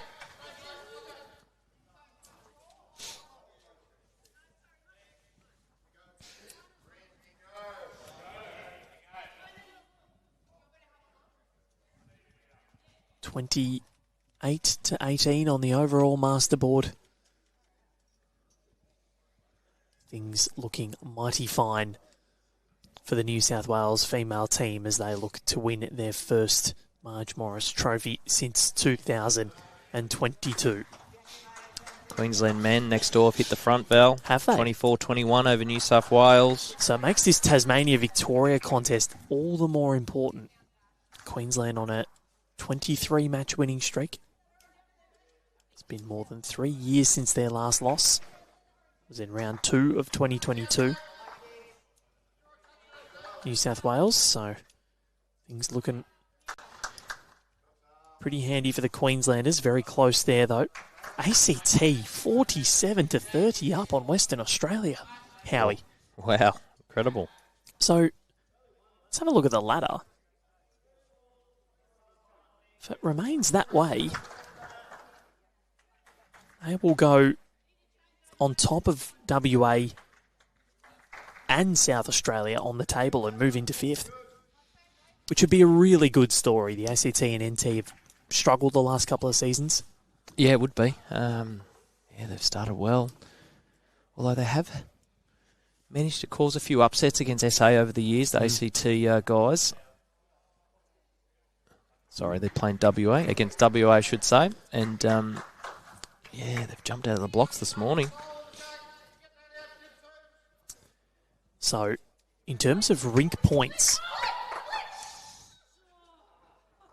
if Queensland beat New South Wales, the title is on because Queensland will be right up there. Tasmania, should they beat Victoria, will be right up there. You would imagine if the Queensland men win, they'll likely win 2 rinks and they'll jump. They'll be on top of the ladder come this afternoon. So Victoria 37 to 30 up on Tasmania. So Tasmania possibly looking at pole position for the Ali Shield yesterday afternoon when that Dylan Fisher was holding a couple. Aaron Wilson might have killed them in more ways than one.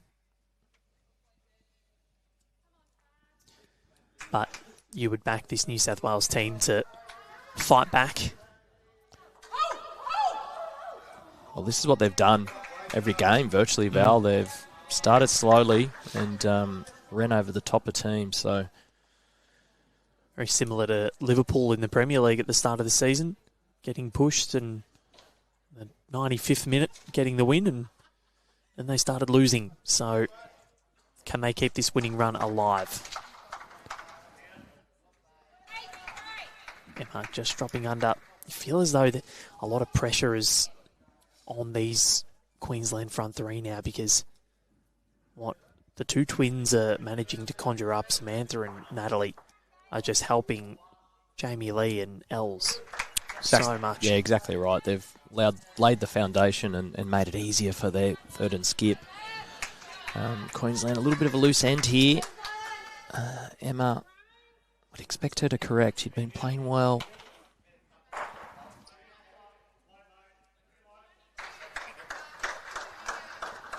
Coming this direction last time, they did drop a 5, so it's important. She draws a shot here.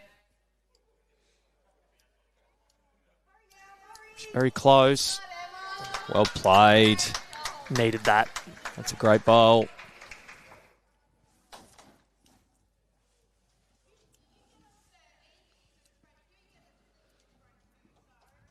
Jamie Lee makes her way down. Of course, fiancé is Aaron Wilson. Share a child together, Summer. Still laugh at the proposal story where Disco gave the ring to Summer outside the Trevi Fountain in Rome. What do you do at the Trevi Fountain, Howie? You throw things in. That's it. Ring went straight in. So Disco had to go fish it out. It's not the most off-brand story. Quite funny. Jamie Lee not running the journey.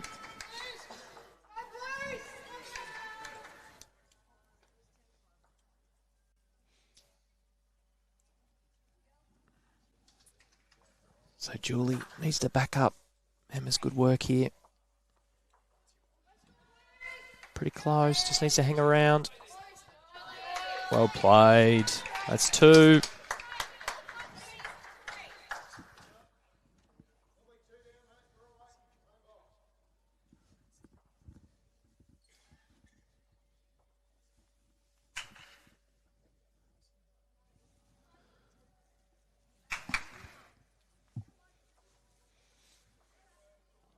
A lot closer.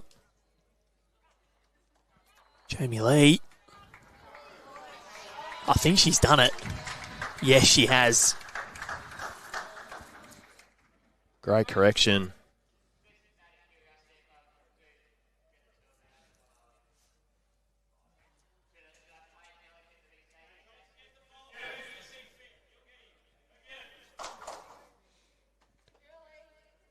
Julie's giving it a chance.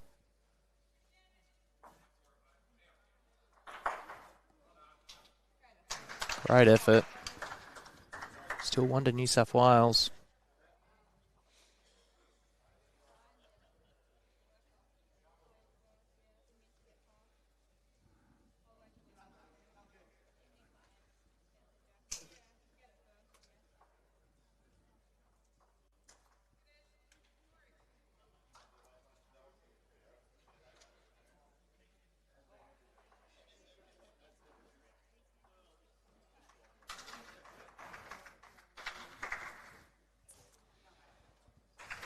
In a really enjoyable contest so far. One big 5 has been the difference. That was on end 8 to New South Wales, where they just couldn't find their way through the Queenslanders. New South Wales made them pay.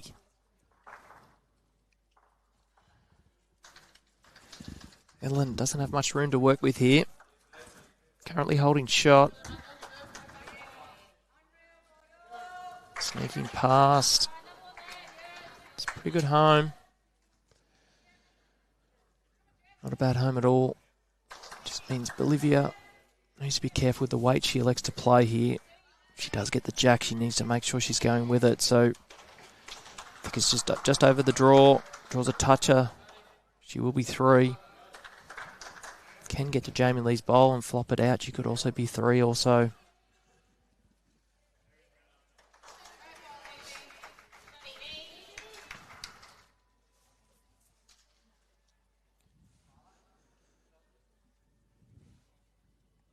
Need a big collect. Things are starting to get out of hand. 34-18 on the overall board.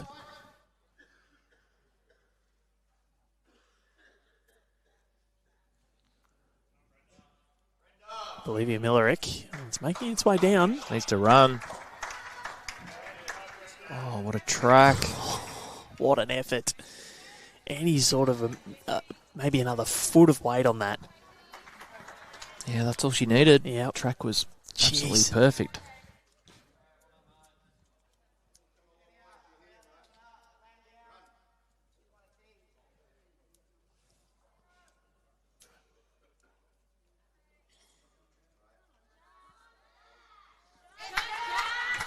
Els has the trot going. That's where And they I come tell from. you what. Just gotta be careful of this jack. Ellen Oh, Fife. she's got it perfect. You are a genius. Incredible. Any corner of the jack, she was probably 2 down, and she's got around it, drawn a back toucher, and made it very difficult for Queensland.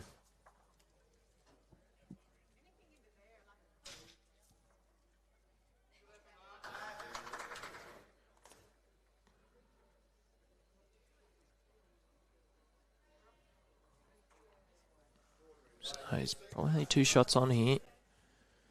She could elect to swing down on the forehand, make connection with Jamie Lee's bowl, kill the jack.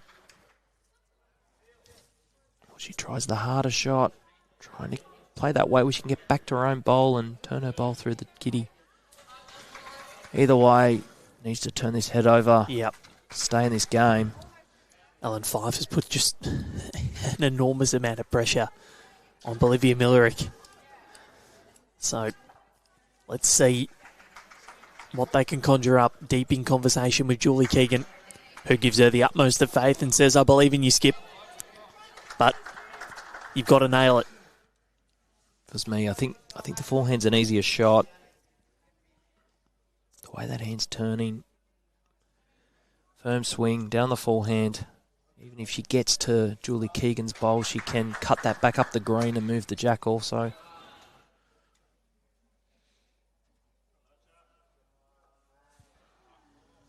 Just needs to make a connection.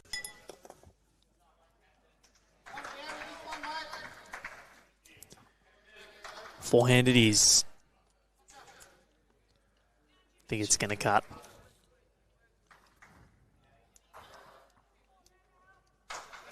And Ellen Fife delivers a cruel blow to Queensland. The lead extends out to 8, 13 shots to 5.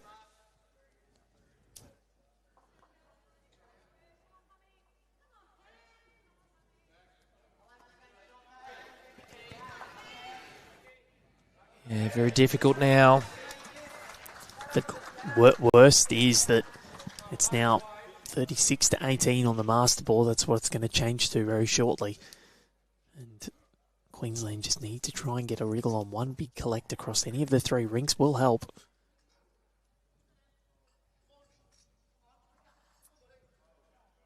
Looking over at the Kelsey Cottrell rink next door. Do Kels and Tash have the exact same bowls? Same colour. Or the exact same colour? So Tash uses Taylor and That's Kelsey right. uses Drake's Pride. But a few years ago, I think they went through a stage where they were using the yellow bowls when playing for Australia. And yeah, Kelsey and Tash obviously found a set they liked, and they've used them for many, many years now. Helps for Kels that she can use them at BPL as well with the Gold Coast Hawks using yellow bowls. Yeah, she tends to use something a little bit wider. Okay. When playing in the BPL, just on those carpets that we use, get a bit more turn.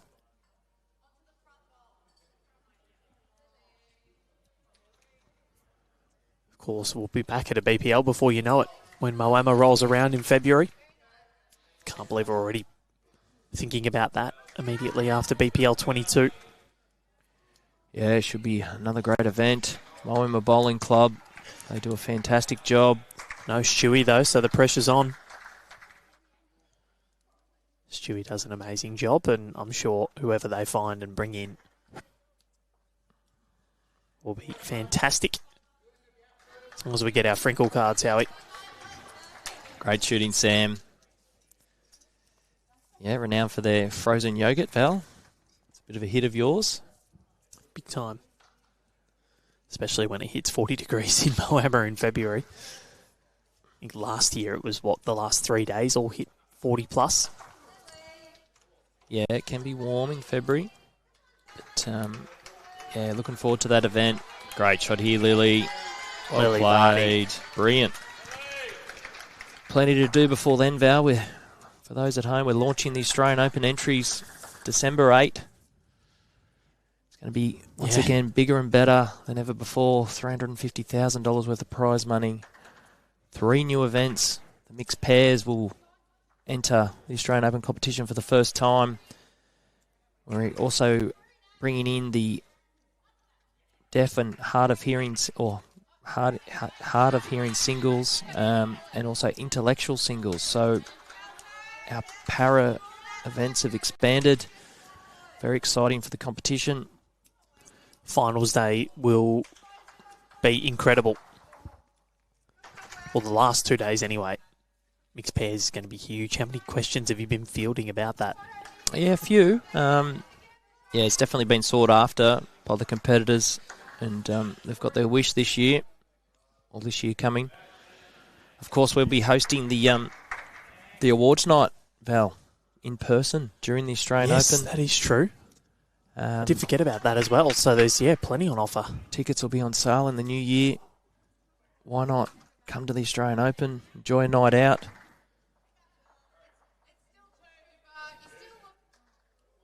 And the who's who of bowls will be winning their awards, and Hall of Fame and inductees. There's going to be plenty on offer. And Natalie Lewis just continues to do what she's been doing for a week and a half here. Although she did go home and had to go to a conference in Orange. Then she's come back and absolutely dominating again. Yeah, up front, her and her sister have been awesome this morning. Really made it easy for Jamie and Ellen. As a skip, the armchair ride is always what you want. You never want to have to stress too much. You don't want to have to play those big bowls end after end. Yeah, riders, skips, we all dream of that, Val. Doesn't always happen that way, but they're definitely putting on a great display here, the New South Wales team.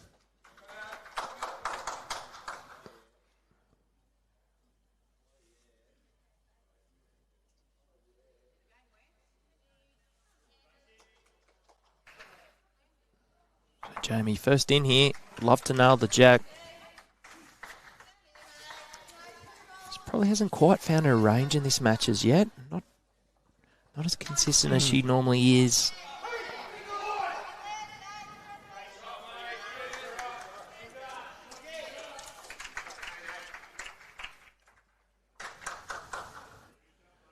Waits the call. Queensland got 2 seconds. Close from Julie. Wouldn't find the gap, would she? Unlucky. Very close.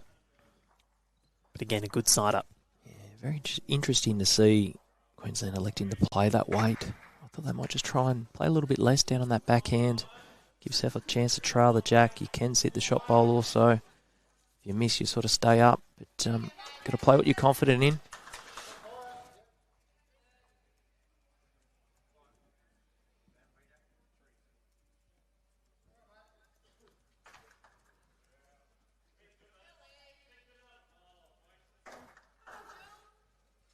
Got the gap again.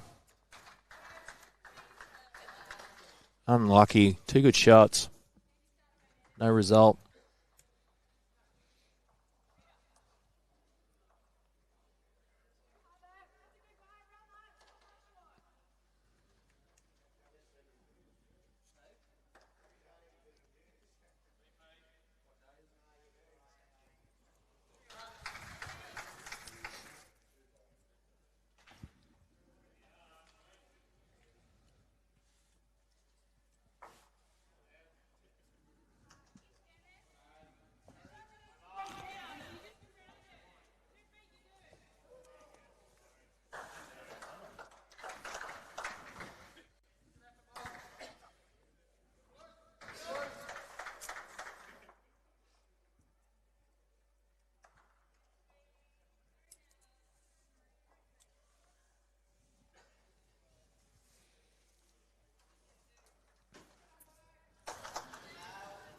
No one really finding it in this end. Just that one trail from Natalie Lewis.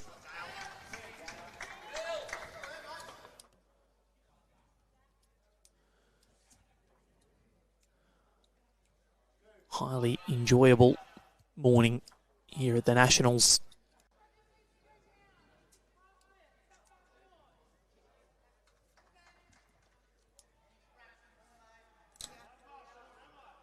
Yesterday we had, probably it was one that you wouldn't expect to be the best contest that we've had on Rinkside Live across the senior sides and sides, but NT versus WA yesterday afternoon was quite incredible, and what has Bolivia done? Still one down. But yeah, that was an enthralling contest between the NT and WA. It was close for, well, it was only one shot the difference with 4 ends to go, and WA only won by 2, and 12 of the 21 ends went the way of the NT. Yeah, wow. Did look like a good match, Val. As we see Ellen good enough to count. New South Wales holding 2. And back to the draw for Bolivia.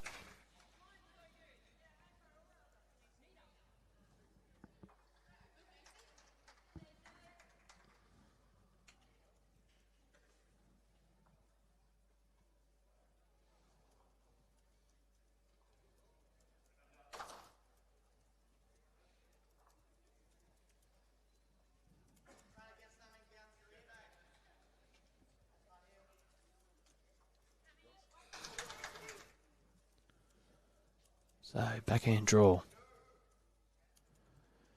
This is big in the context of the game. She needs to draw the shot here for her state. Yep. Close. Room. Needs a connection now. Bolivia Millerick.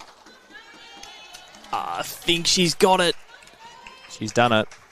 Oh, that was desperately needed.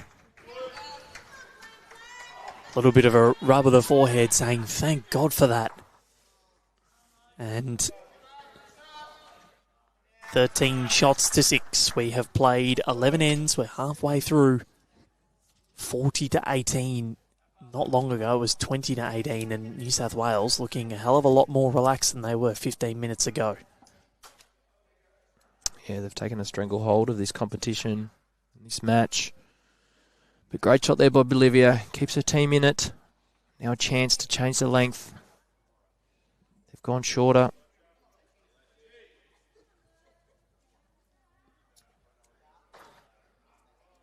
Brett Carter asking, how are these players so good? I can maybe get 1 in 6 somewhere near the jack. Yeah, it's definitely not easy, but they make it look like shelling peas, don't they? Andrew Howie's that good. Not sure about that, Val. Semi-retired these days, mate.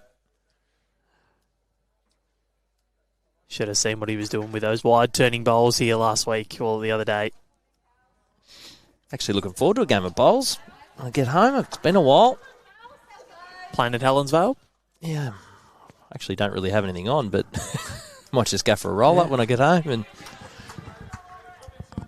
play Kels? Game of singles? Yeah, I want a challenge, mate. Only kidding. Oh, I'm going to cut that up and put that on socials. No, I've been there and done that. Had to practice against her leading into the Glasgow Com Games years ago when she was playing singles. How'd you go? Living in Canberra, middle of winter. Steve Glasson, the coach, said you need to get out and play Andrew in singles twice a week. I was getting beat pretty comprehensively most games, and this one day, I was all over it, Val. I was having a day out. It's about 10 degrees. Yep.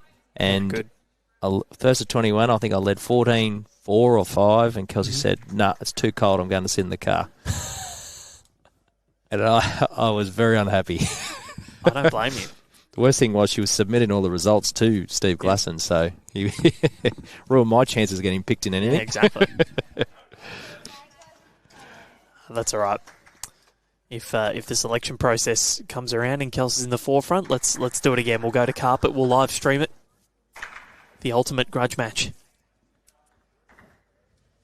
Oh, Luke Turner, the pulse. Let me know when you want to roll. He'll be there. Sounds good, mate.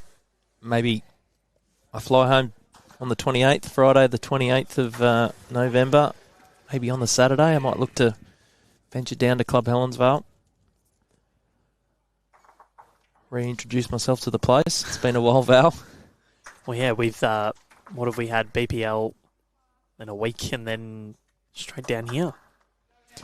Yeah, by the end we'll be here for 20 days. Beautiful Tasmania. Very picturesque. It's one of the prettiest places that we've streamed. Yeah, great location, and we're very lucky here in Devonport to have such a beautiful facility as the Devonport Country Club. It's just amazing what they've done here in the community indoor centre that we're playing on here. 3 brilliant grass greens outside. Plonked in the middle of a golf course, Val, and one of the best golf courses you'll see as well. So Devonport are very lucky to have facilities like this. Yeah, it's pretty incredible. Yeah, definitely made to hold events such as the Nationals. We are lucky with some of the places that we do go to. Of course, the Gold Coast for AO is, well, that's just marked in the calendar now with how incredible it is. Got the Festival of Bowls, and this is the Showcase of Bowls. So Queensland holding one, courtesy of Emma's bowl. So Jamie Lee most likely will elect to play the forehand here. Give a bowler a chance to turn around the short bowls and draw the shot. Touches a bonus.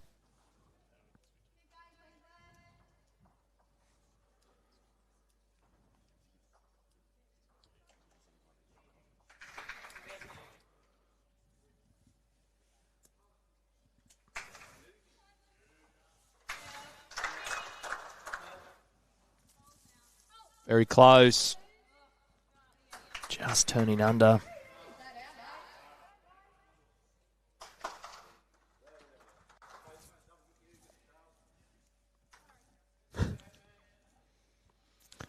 Julie Keegan.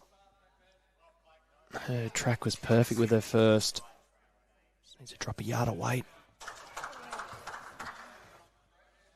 Track's good again. Just running through. Great effort. Very good home.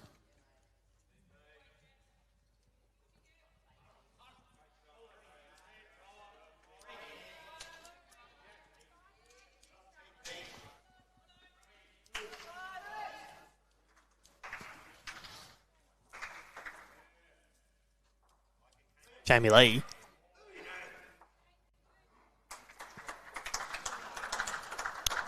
They've got bowls in good homes. Yeah, good effort. 1 to Queensland currently. Bolivia makes her way down.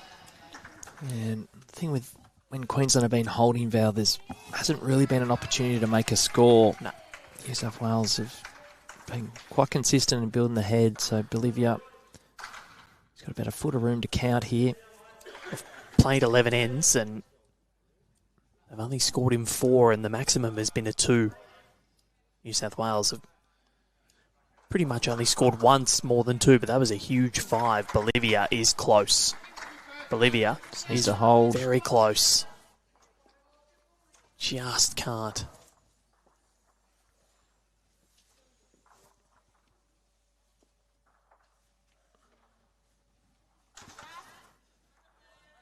So, Ellen, 1 down, 1 second. I think she'll elect to try and draw the shot. Gets a toucher down the line. She could be 2 or 3. The way that hand turns, no problem with the ball getting back to the jack.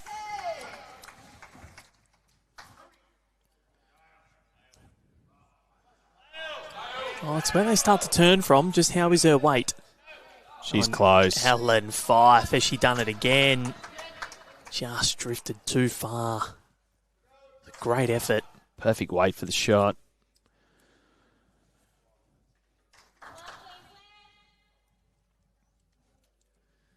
got a lot of catching up to do, the Queenslanders.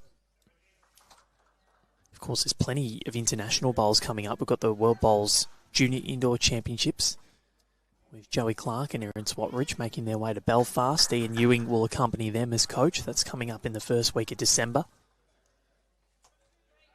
Australia looking for another gold medal at that competition. Recently, Nathan Black, Brianna Smith, Kane Nelson have all played brilliantly up there.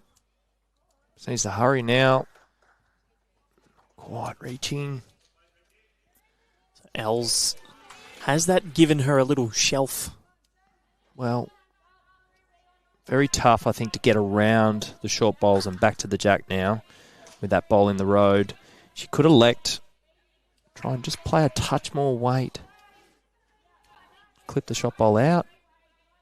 So rebound maybe off Bolivia's onto the shot bowl. Actually, now we see the angles. No, it is lined up perfect. If she can just play a little bit, touch more weight, work off Bolivia, she gets back to the shot bowl. Only danger is the outside edge of the Queensland bowl, but she's just high. Perfect weight.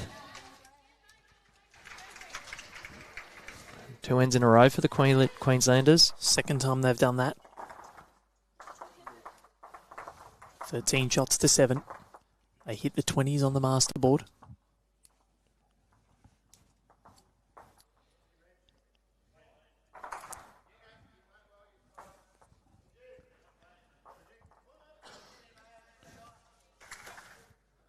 So we've got 9 ends to complete. New South Wales in cruise control at the moment, but that can change on a dime. We're over halfway through. Have a look at what's happening in the men's scores because there's a big match on offer there. The ACT 57-42 on Western Australia. Quite incredible. South Australia 54-38 on the NT. Victoria forging away 47-36 on Tasmania. Queensland, New South Wales 31-27. The women's Western Australia 49-41 up on the ACT. NT and South Australia SA 65-21 in front. Tasmania lead Victoria 41-35. And New South Wales just starting to flex their muscle here, 43-20.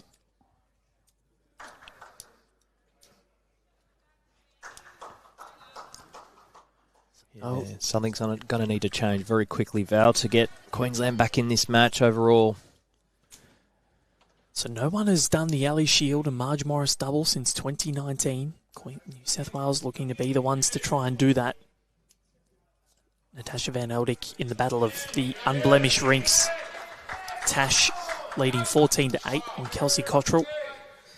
And Kelsey was at 8-6 after 8 ends. Ellen Fife here, we know what's happening. And then Dawn Heyman leading Wendy Wilson 16 shots to 5.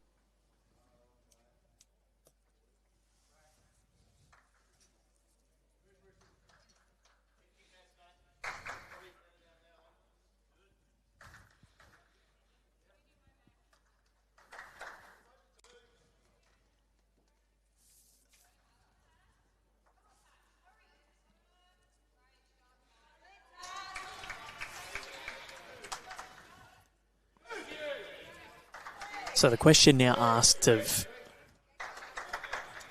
Lily Vardy, Emma Rowbotham, Julie Keegan, you've got to go with the front three.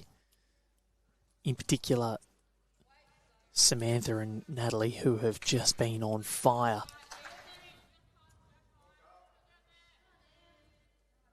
Samantha has become an emerging jackaroo over the last 12 months, Howie, and got into the Australian Indoor Championships.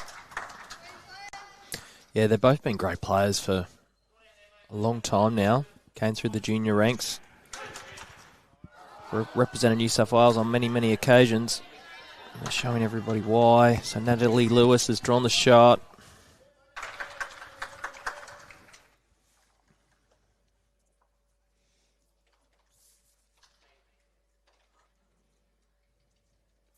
So Emma, to correct her line, just looks to be going under again. Weight was perfect.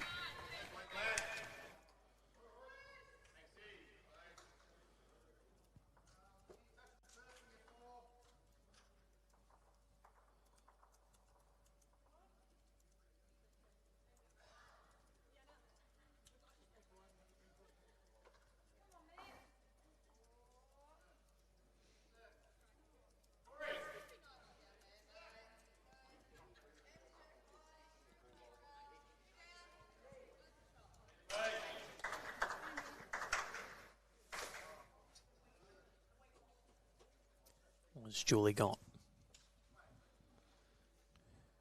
Got a great bowl's mind. Yeah, needs to hold.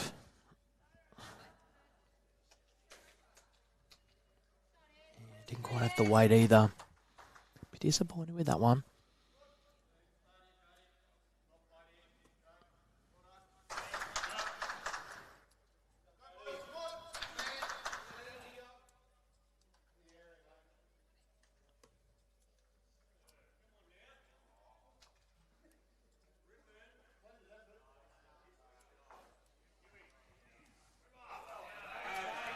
Jamie Lee Worsnop.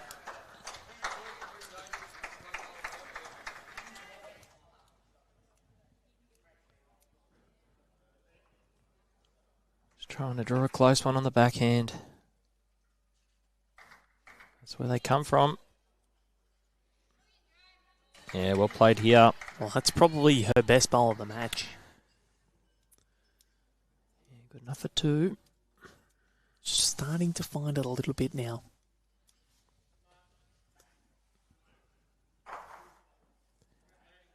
Julie's under again.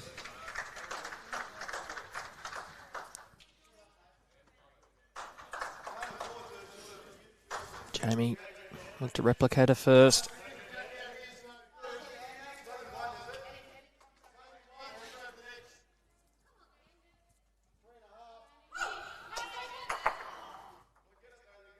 Great track again. What's her weight like? Oh, she's made it a lot better. Well played. 2 to Queensland. Oh, sorry, 2 to New South Wales.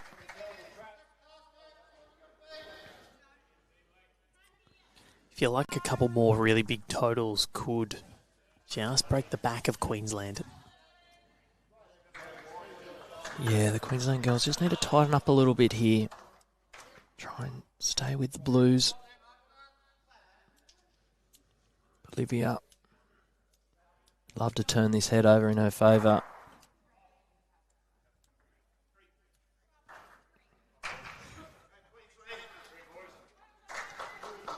Her weight was great. So the Queensland men have just taken a 3 on New South Wales, so they've extended that lead to 7 shots. Let's have a look at what the Rinks are doing over there as Ellen Fife sends this one down. So Aaron Sheriff, 12-10 in front of Aaron Wilson. Sean Ingham, 9-8 in front of Ben Twist. And Kane Nelson from 7-0 down against Lee Schreiner leads 10-9. So if they win all 3 rinks, that would put Queensland possibly in a very good position.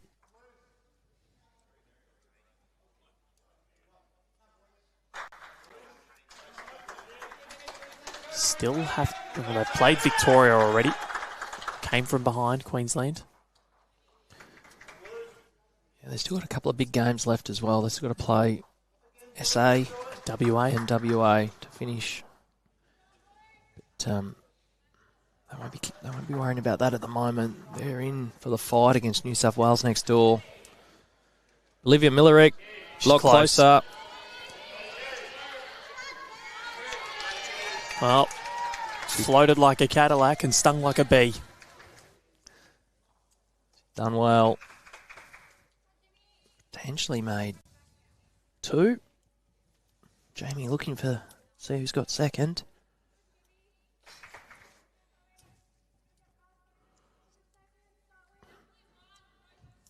Plenty of options for Ellen here if she just arrives on the back end through the white.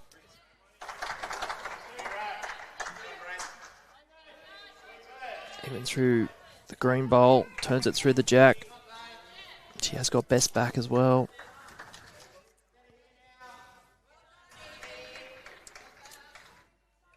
Wait. Jinx. Looks like she's into the... Oh, wow. Oh. She's got the shot out of that, I think. Well, you apologise. But you also take them. And she has got the shot out of that. So, just when couldn't think things would get a little more demoralising for Queensland, that happens. Like a pinball effect. Yeah, a bit of a heartbreaker, that one. But that's bowls. Sometimes It sure is. the luck's with you, sometimes it's not. But generally, the team that build the better heads and have the most bowls within that head generally can find the luck a bit more throughout the course of a match. And Ellen did on that occasion.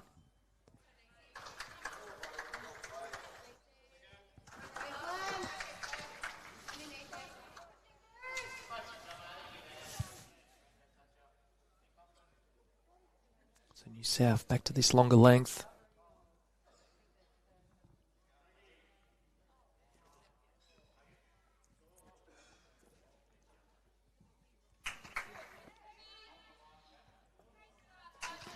And again, Samantha Nerona jumps straight on it. Very good bowls clan, the Nerona clan. Sure are.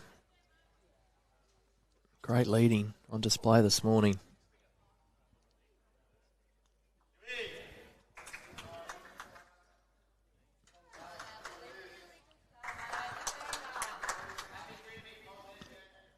Givardi, decent opener, sliding past. It's almost 2/3 of the way through.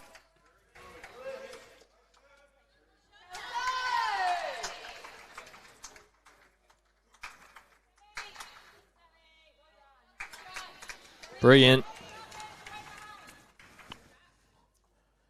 Absolutely brilliant leading.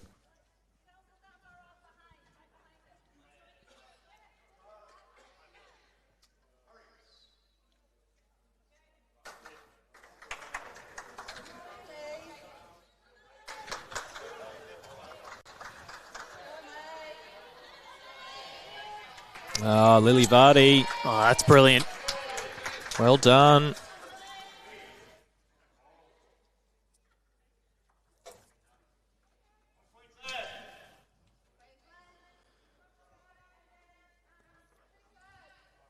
So New South Wales, they win this. The way that Victoria and Tasmania are going would most likely just remain as... Got the wrong ladder. I was looking at the men's ladder. Oh, Natalie Lewis. Front touch up. So it would look as though if Tasmania beat Victoria, it would be a 2-horse race. Yeah, if Queensland suffer another defeat here in the women's, they're out of the competition. That'll be 3 losses. Emma wants the jack. Well played. Unlucky in the end to finish like that. Great bowl.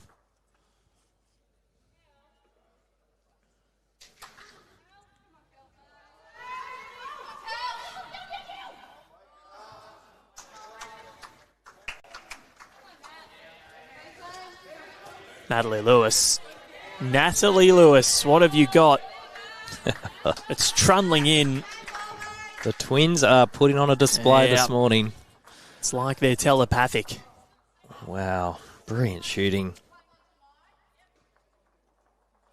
Can Emma match them?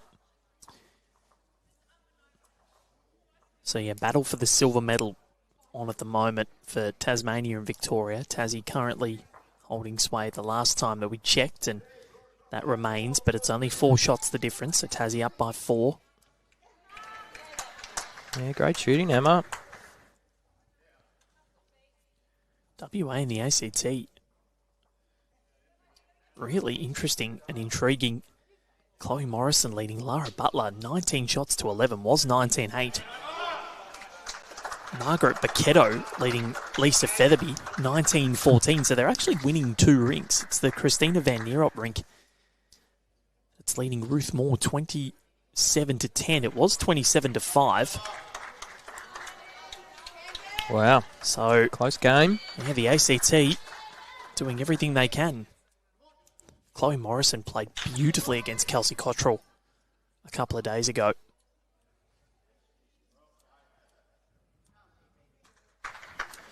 And the ACT men, let's have a look at what they're doing, because they are on top of Western Australia at the present. We've got Rob Craven, 25-12 up on Anthony Williams. Blake Nairn, 22-13 up on Mac McLean. And then Sean Robertson up 25-11 on Kevin Mackay. Wow, incredible. Incredible. Shows the ACT 64-45. Looks like they're going to get the win. And it looks like they might jump WA on the table. The way it's sitting, they could be sitting in 6th position on the end of the round. Quite incredible. So tricky here for Queensland. They're one down. They got one ball in the head. Julie What's she Keegan done here? Oh, got it perfect. Oh. What a great shot. ridiculous. 2 to Queensland. Jamie Lee with 1 left. You're just looking to arrive. Trail the jack. Sit either bowl. Plenty to play to here. Huge shelf. That's Very close. Jamie Lee Warsnop. Oh, well played. Unlucky. Yeah, still 2. Probably made it better for the Queensland team.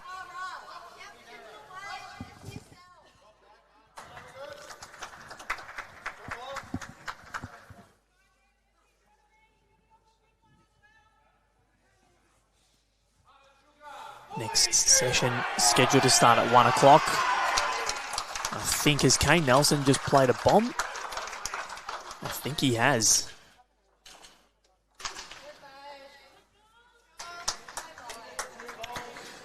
Yeah, well done by Julie. Sneaking past.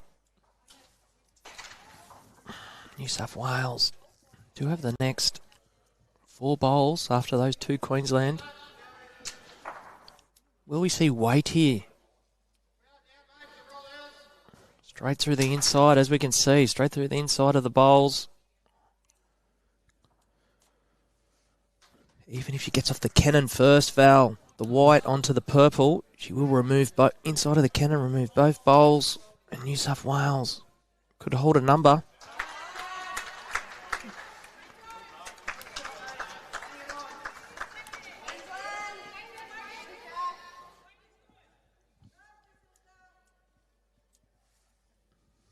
Ellen Fife, what can she do?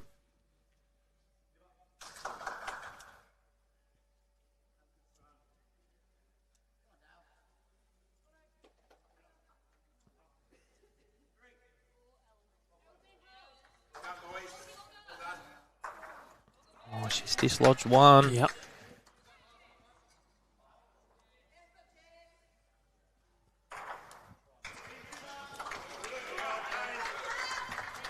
Well, question from Blue Dog 23 about why we're streaming this game. Well, we haven't done the Queensland women as of yet, and it's all about trying to keep it as even as possible. The other rink, and this isn't a dead rubber because both teams are well and truly still in search of the title. It's not mathematically impossible for Queensland to win. For New South Wales for Queensland to come back and win. And if we moved over, the rink that we did, we have actually streamed both the Kane Nelson rink and the Lee Schreiner rink already across the sides at the moment. Bolivia would love another ball in the head here. Just needs to hold now. Oh, she's done well. That helps a lot. It's not counting. It's at least third.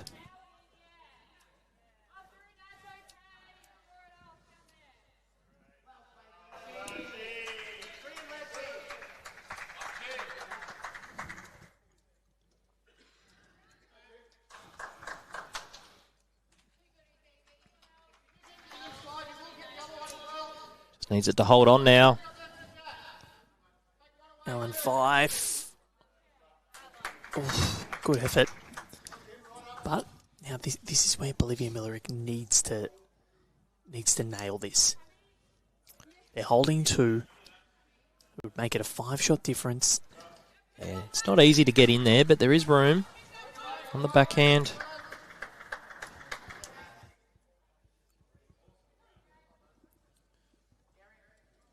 Queensland's men are making a huge move, up by 12. Just have a feeling New South Wales are going to fight back, though, don't you?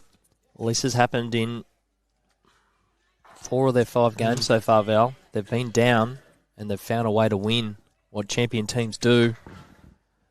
But today, they're up against the Queensland outfit, the likes of Aaron Sherris, Kane Nelson, Sean Ingham, Nathan Rice. I don't think it's going to be as easy if they let Queensland get out to a lead. They're great front runners. They're going to find it hard to peg them back. Bolivia, can she get through and around? Well, it's fallen in. It's very close. I think she's done it, Val. Might have just done that. 1. Jamie Lee's taken it out. No, she's added another. I reckon this is a 3rd. And it is. That is a perfect bowl from Bolivia Millerick. And I'm going to jump out of the commentary box for a while, Val, and the great Alan Delaporte's going to join you. Oh, beautiful. All right. Well, we'll mute the mic. Thank you, Howie. Well done to you. And Aaron Delaporte, Bowls Link manager here at Bowls Australia. He's going to jump in and have a little bit of a chat with us this morning. So 14 shots to 10, 46-23. And unmute the man, the myth, the legend, Aaron Delaporte. Della, welcome. Is this your ringside live debut? It is, Val. Good morning. Pretty much, he's come up to Howie, tapped him on the shoulder and said, no, get out. Yes. I've taken over. It's good to be here.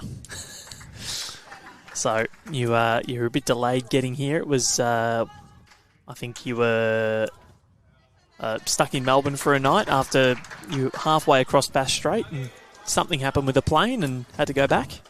Yeah, it's never good when the pilot comes on and says there's a problem with the landing gear system, but we did get back to Melbourne and had a little delay getting back to Tassie. But I must say I was getting some reports that it was a bit chilly, but the weather's been lovely, a bit more overcast today. Yeah, it has been quite nice. Well, since you arrived here, the sun came out. Yeah, I think I brought some of the WA nice weather with me. So hopefully it continues for the rest of the championships or the nationals. And yes, I've enjoyed seeing quite a lot of good bowls around the greens, and particularly on this indoor. It's a magnificent facility here at Devonport. We haven't had a chance to have a roll up as of yet, have we? So, well, you haven't, but no. Maybe later on today we can have a little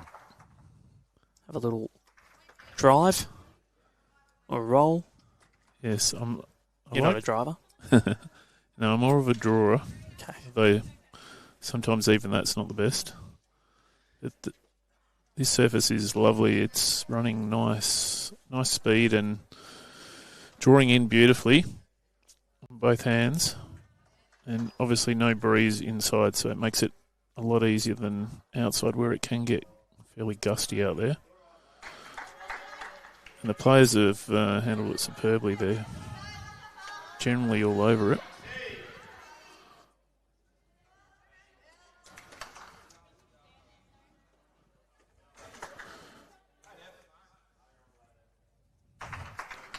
What I have noticed with these top bowlers is rarely they drop short, and when they do, they always correct nicely with their second, which is why they're representing their state, no doubt. Exactly right. And we've seen, we were talking before about Lily Vardy not being born when Julie Keegan won her World Championship back in January of 2008.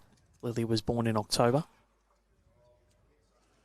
It's good to see a mix of some very young up-and-comers and a few veterans that have been around the scenes for what seems like a very long time. Maddie Flapper and Mark Strutnetter, who had big milestones yesterday. Two of the sort of veterans of the Australian sides championships, even though they're not that old themselves, really. No. You've played in this event before as well, Aaron? Yeah, it's a very long time ago. It's that long ago I've nearly forgotten. But yeah, so I was lucky enough to play 3 series for WA. And this one is coming down beautifully Yes, for Natalie Lewis. I've been watching a few ends, and it seems like Natalie's been very consistent in this match. She's always got one very close.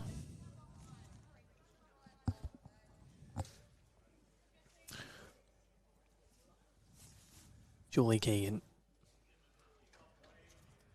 making her way down the rink again. World champion. Close. Yeah, she's just been asked to arrive. Not quite going to get there.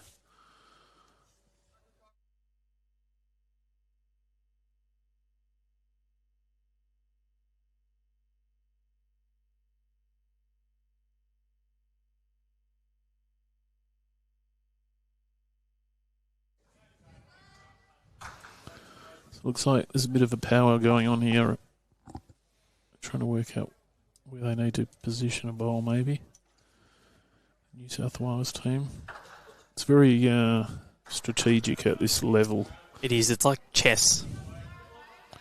Yeah, you sort of trying to think 2 bowls ahead sometimes about what might happen, where the jack might go. It's rare for the jack to stay where it is for an entire end at this level.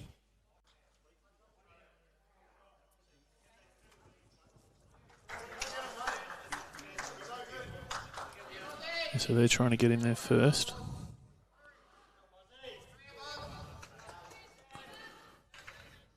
She's done well. She's changed it up.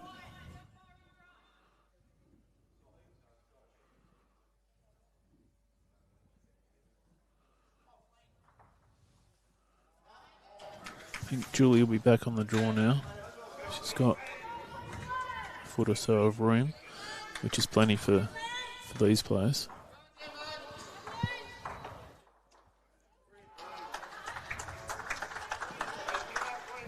Notice that we haven't brought up the cricket today on broadcast. Yeah. After the disaster that was yesterday. I reckon we'll avoid doing that. We might bring up the Formula One a bit later because the Las Vegas Grand Prix is on, and see what happens if McLaren pull their finger out and actually start giving Oscar a chance. Yeah, I got offered a few tickets to the cricket. But I'm not disappointed I'm in Tassie instead.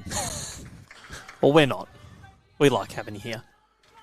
Yes. And Jamie Lee, I think she's not going to be disappointed when this bowl lands. This is because that's a ripper. Yeah, great shot.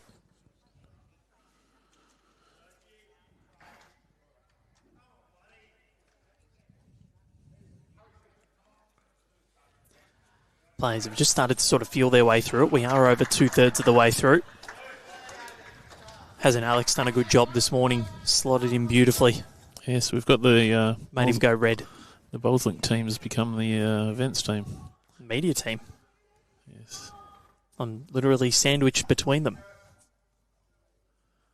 Might have to get you to do some Bowlslink stuff. Maybe. I'm logged in. Start playing around and fiddling with results. Bolivia Millerick. Yeah, Bolivia Millerick, she's not going to find the gap, is she? Ooh. She found the gap. Very unlucky there. Was there a small little touch? I think there was. Julie pulls out some chalk spray and...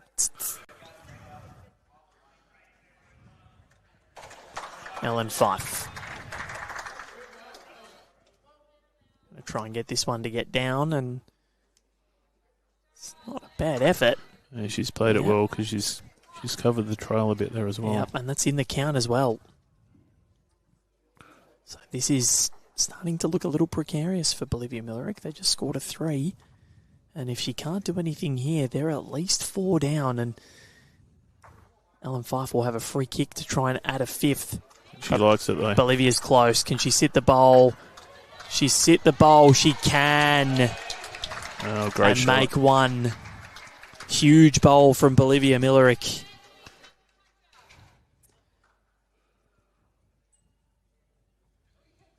That's straight out of La Paz. So Ellen's got the chance to return the favour here. She's holding on her. She's coming back now. Ellen Fife. It's white. She's a dual Commonwealth Games gold medalist. Perfect bowl. And Natasha Van Eldick swings arms with her. That is a rip-up from Ellen Fife. The genius that she is. Yeah, classy player, Ellen. She's got all the shots. 15 shots to 10. 48 to 27 on the master board, and things are starting to look a little bit precarious in terms of the men's matchup for New South Wales. Queensland extended the buffer to 12, and now it's 17. Wow, that's a big lead. New South Wales started well. They were in front, and maybe this might be the blip that they looked like they were going to have. And Tasmania, well, they could have had pole position. They could have been right up there. Victoria, 58 to 43 in front. So Tasmania's hopes of an Ali Shield most likely going to be dashed this morning. After beating Queensland in round 1, we're almost there against New South Wales yesterday. Yeah, New South Wales do have a soft draw after this. Calling your own state soft? No, they have... oh, no, they've played WA already. Sorry, yeah. ACT in one of them. Yeah, I mean, you can't take any game for granted at this level, but traditionally ACT and NT are the teams that most of the stronger states will comfortably handle.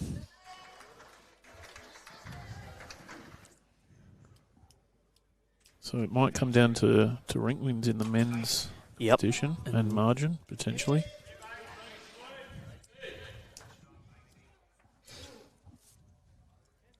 Yeah, I think quite possibly.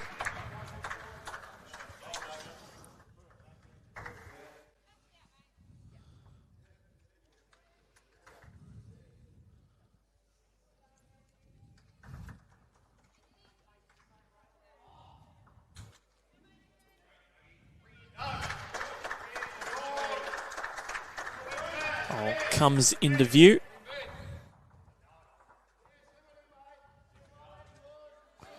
I do like these pink bowls.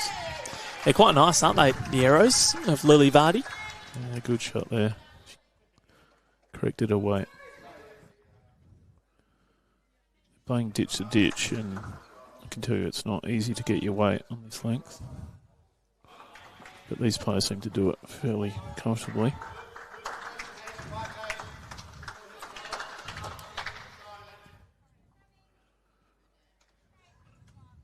I'm sure you've mentioned it, Val, but it is good to see all the players scoring live. Yes, it is fantastic. We have given it a mention, but Aaron, take it away, my friend. You're the mastermind behind it all, so. Yes, it's one of the Bowls Link inventions. We've actually had it available for several years.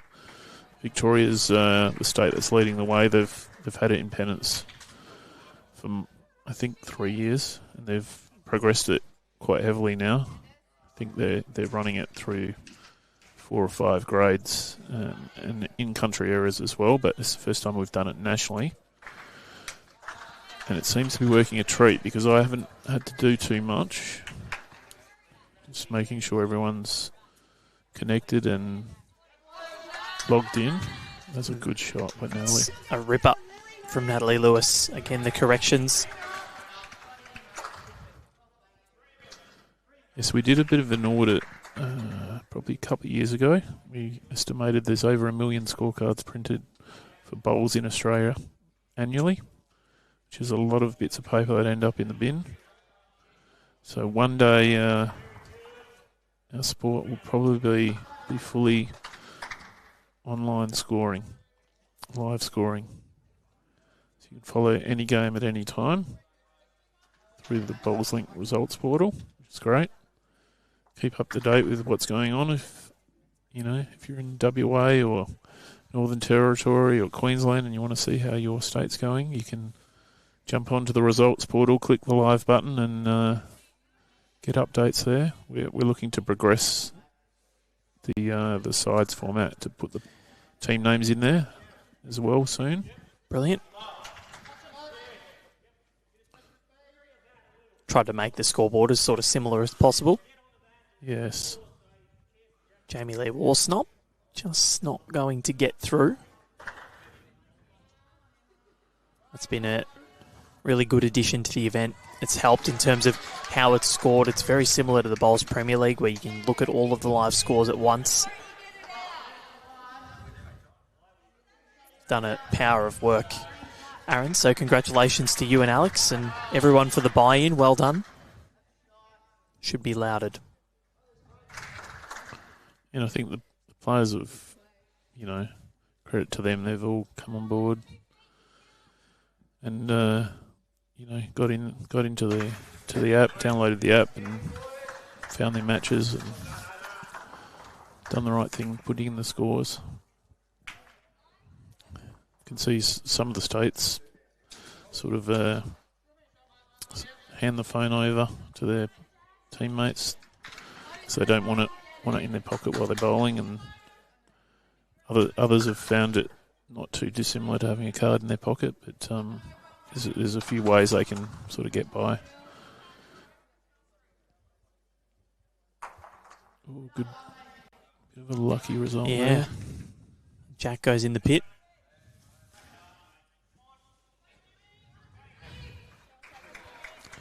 So it's going to be a skipper's battle now. Both got 6 feet of room. I'd be quite confident they'll both probably get closer than those New South Wales bowls. So you can see on screen, that's where the jack is, pretty much right next to where we've got the 6, as Alan Fife strides down to the mat. You can see her bowling sort of just to the left of the rink peg or rink marker on your screen.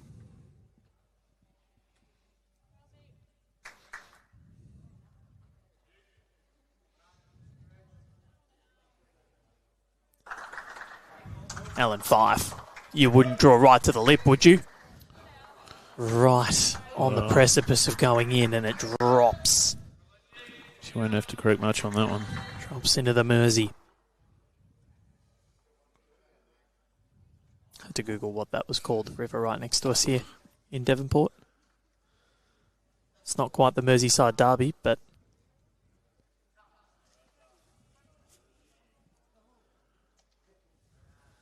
so it's the home of the Spirit of Tasmania. it is. It's a big ship.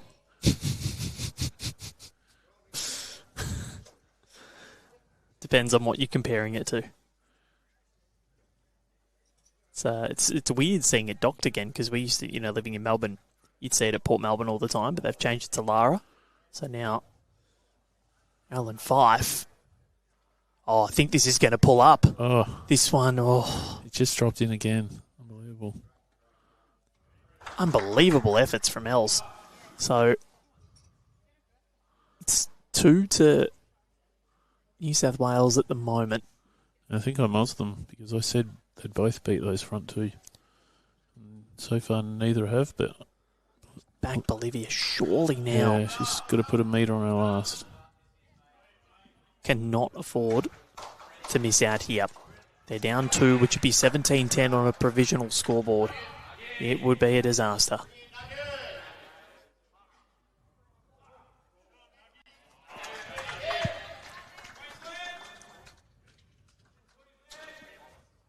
It's looking all right.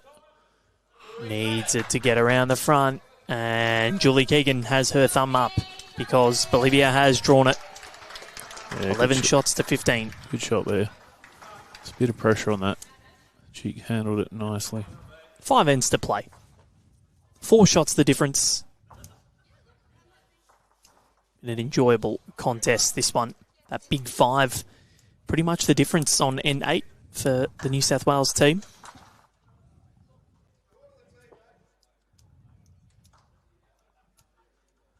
Let us know where you are watching from around the world. You may get read out, you never know. Could be YouTube famous. We do have quite a few international viewers from time to time, I've noticed. Yeah, we've had some very interesting ones around. I think we've gone to the Congo before. Never thought I'd get broadcast in the Congo, but there you go. I didn't even know they had the internet there. No, they do. Kinshasa's a pretty big city. To Zimbabwe, Kenya.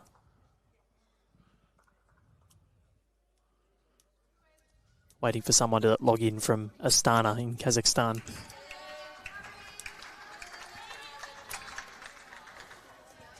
To make my day.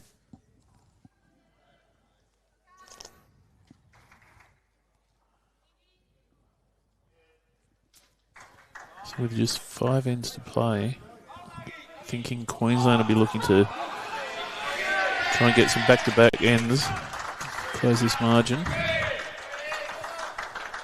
Sean Ingham has played a bomb a few rinks over, and the alley shield, well, it's sitting in Tweed Heads at the moment, but it's edging closer to Coolangatta.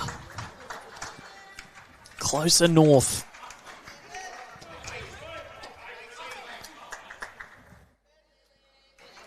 Good shot by Lily there.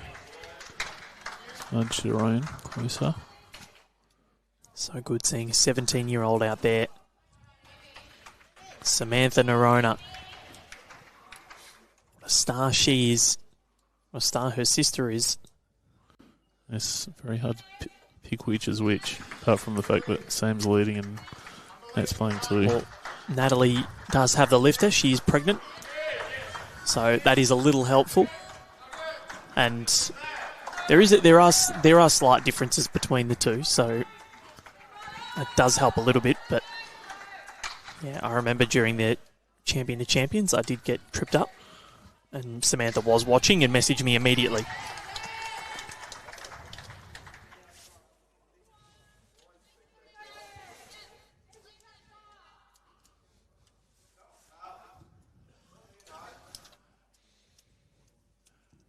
Yes, I've noticed Nat's got her hair in a ponytail. That does help. White bowls. Yeah, they're not always holding their bowls, though. That's true. Natalie Lewis making her way past. Yeah, that's a handy spot.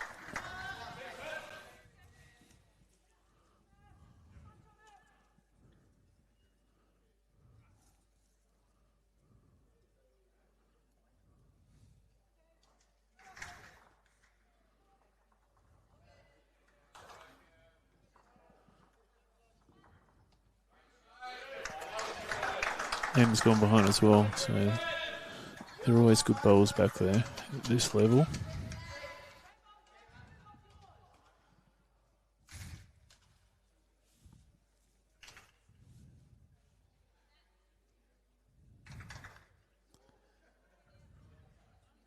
Natalie Lewis makes her way, wiggles up and wiggles in. Yeah, another great shot. Good correction. I can't remember seeing her not being near the jack.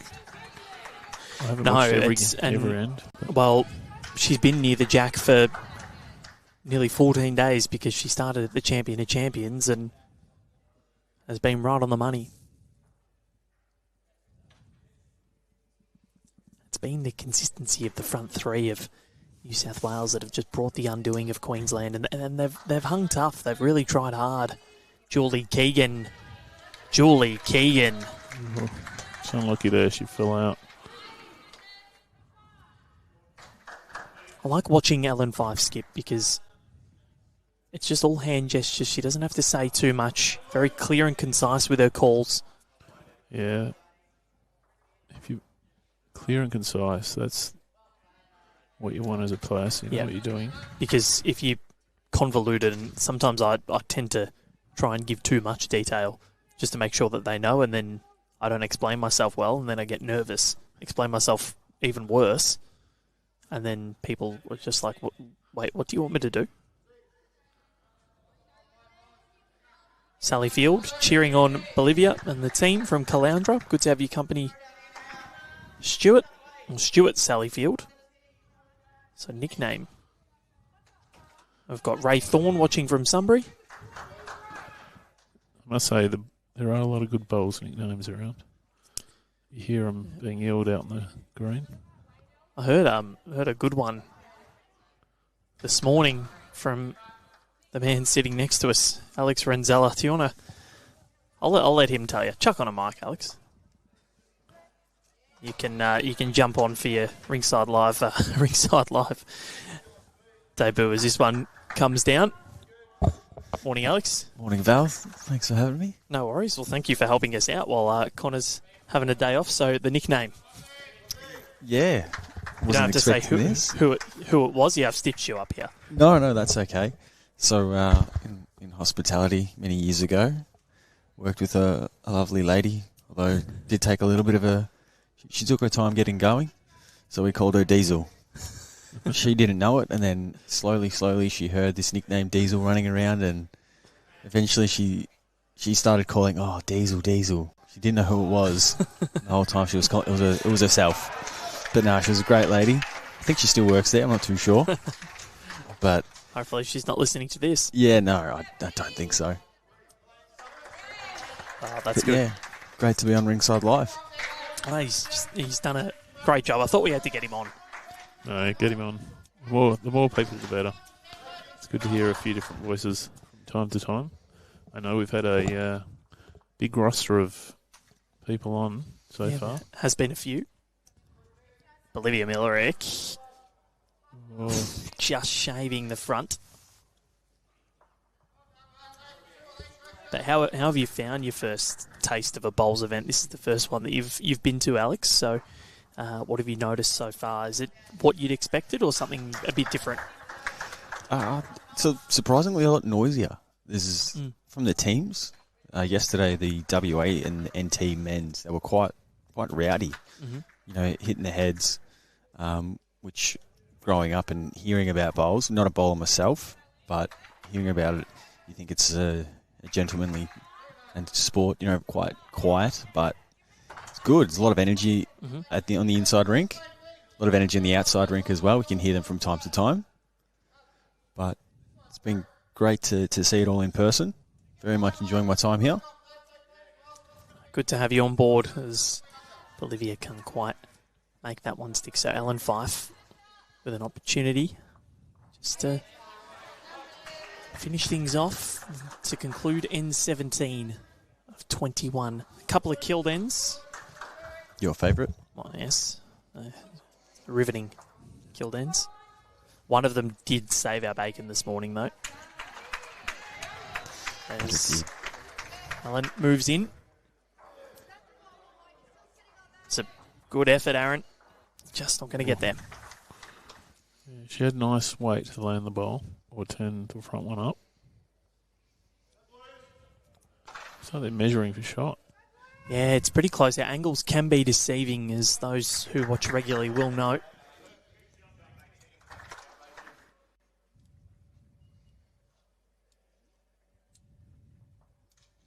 New South Wales forging ahead on this master board. Queensland have won 2 of the last 3 ends. Will it be 3 of the last 4? Our marker has 1 paddle at the ready.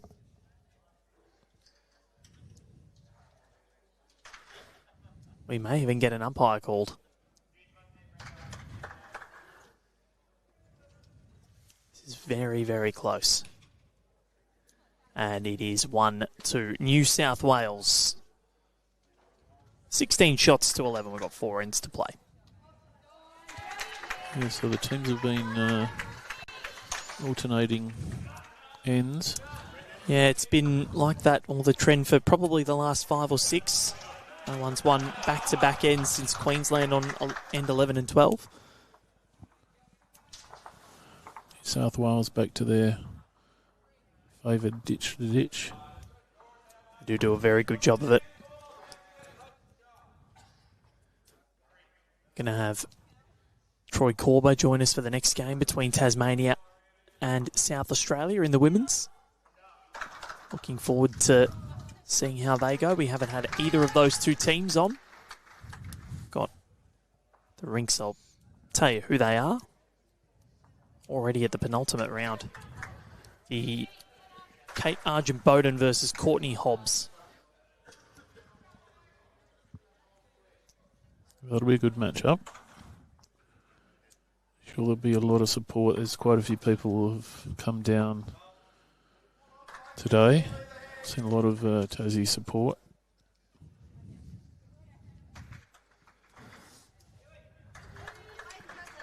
So, scores from around the rinks and around the greens here at the Devonport Country Club. We've had one match finish already in the men's side of things.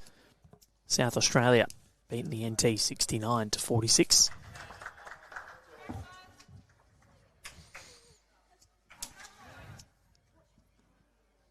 Moving along, the ACT lead Western Australia 69-52. Tassie and Victoria, or the Vics, 7 or 9 ends to go, 61-48. Tasmania, I don't know if they'd know what's happening in here between Queensland and New South Wales, but they might just be kicking themselves big time after this. Queensland leading 51-33. Ali Shield might just be over the border for the time being anyway. Yeah, who did Queensland need to play after?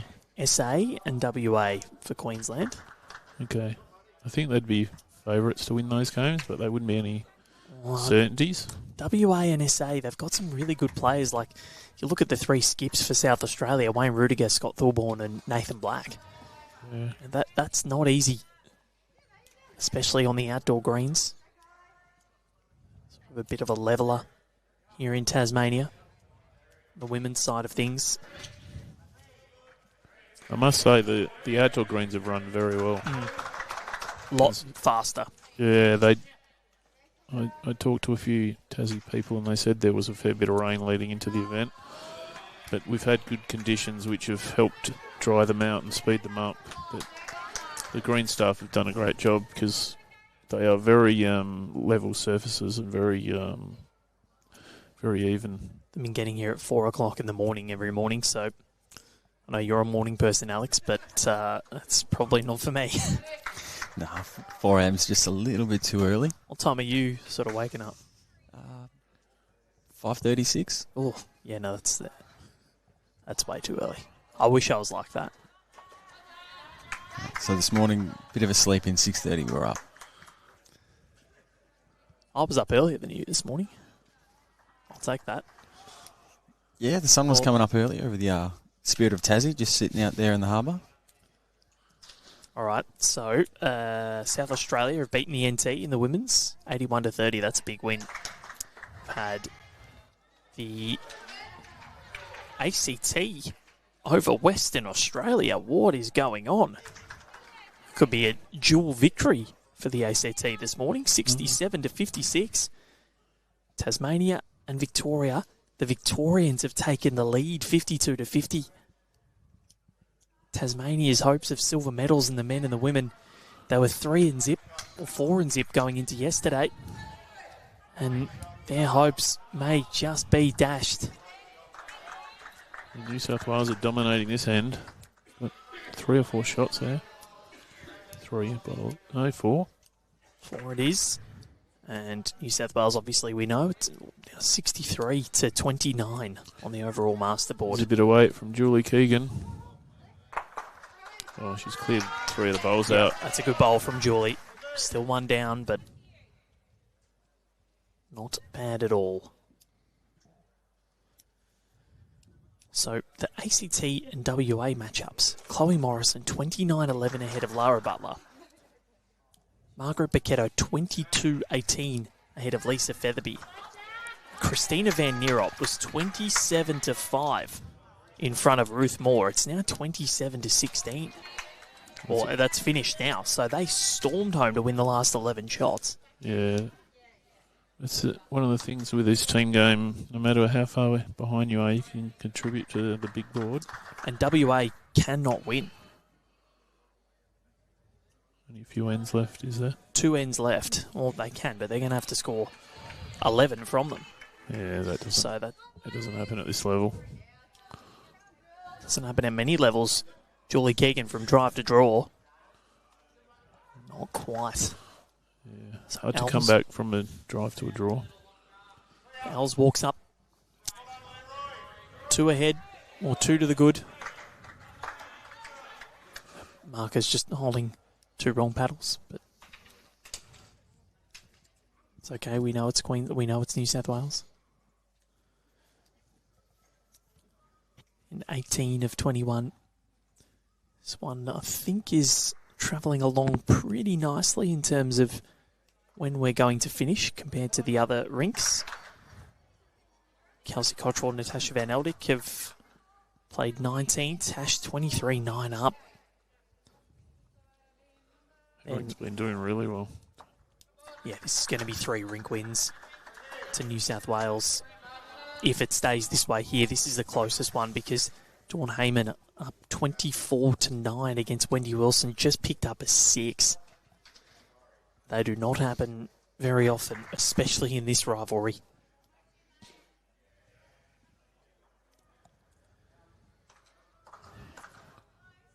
Olivia's just trying to work out what she's going to play here.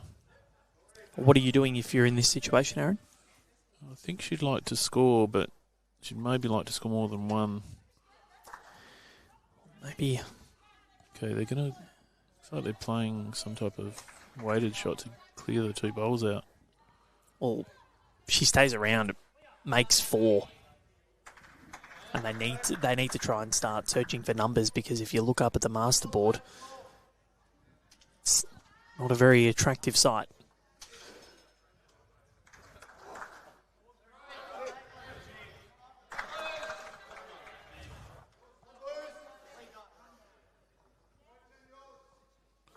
Yep, big weight. Bolivia. How? Straight through the gap. A dart. How has that missed?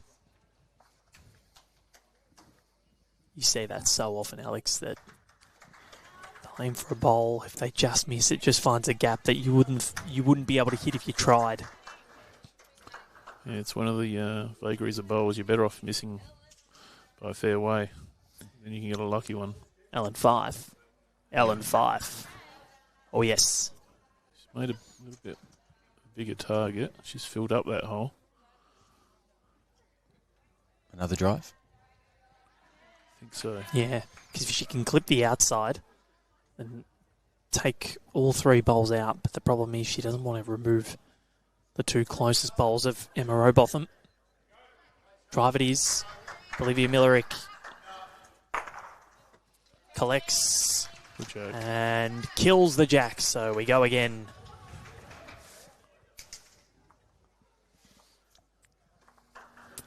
Not my favourite. Good result. Well, yeah, for Queensland, they were definitely not in a good position there. So they'll get to play it again. Last time they did kill an end, they dropped a 5 in the ensuing exchange. So they need to be on. Yeah.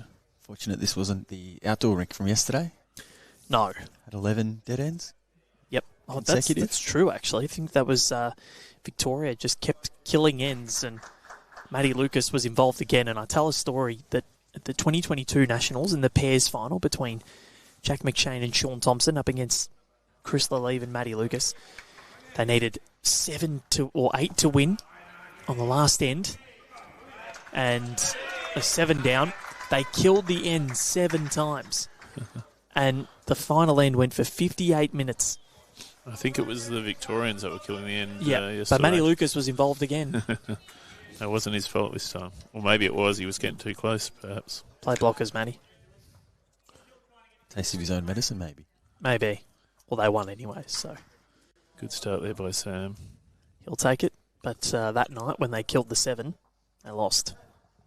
Yeah. Because almost impossible, even in 2 and more pairs. Very, very hard to make an 8.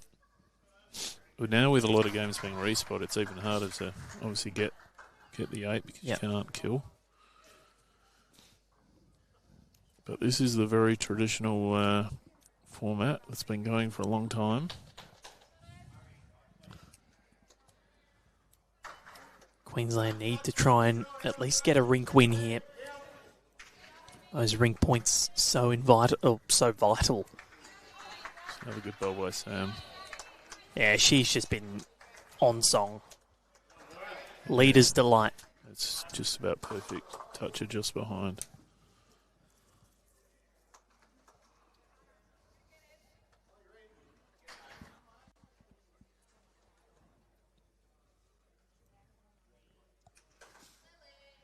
Well, he's made the correction here with a line. Yeah, good bowl. Shows how quickly the heads can turn around.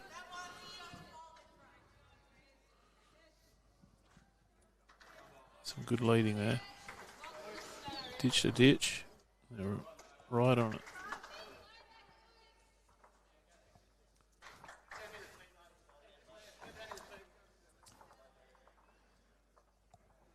So this Queensland team, the title defence, looking like it's going to be in tatters at the end of this. But New South Wales looking for a three-peat.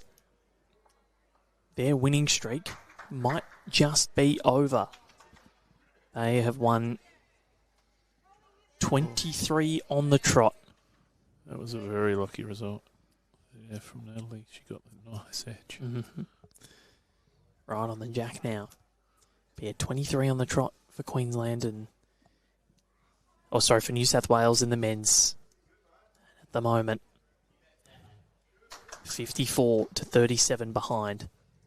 7 ends to complete. Not over, but incredibly difficult. ACT are going to beat WA. 2 ends to go. They lead by 15. Tasmania, 5 ends to go, or 6 ends to go against Victoria. They're down by 12. So their chances of the Ali Shield kaput.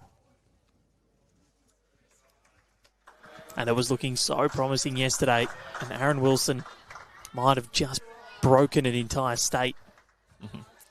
That was a big ball. That was huge. Disco. It was better than Lego. Please don't. I actually told the viewers about that evening yesterday. So we got through it.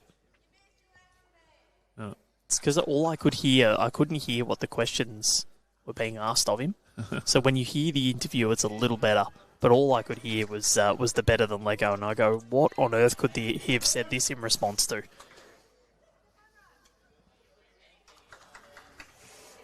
All right. So Queensland looking to change his head up a bit. Emma started really well. It's a really good effort. Those bowls are jammed into each other now. Well, I think if you're Queensland, if you're Julie Keegan, you can get rid of them all without getting rid of the jack. But Els is saying, just in case the jack does move, put a bowl there. I reckon we might see another bit of weight from Queensland to try and kill the end off once more. I think Jamie Lee's looking to change it up herself. She can roll Natalie's bowl. Yep, she's close. Oh, she's unlucky. She's popped her own out. Well, they won't be killing now. They're up 2. 1 or 2. Yeah, she was maybe an inch narrow from where she wanted to be. Well, I did say that jacket was going to be hard to actually dislodge it based on where it was, because based on where you're going to hit it.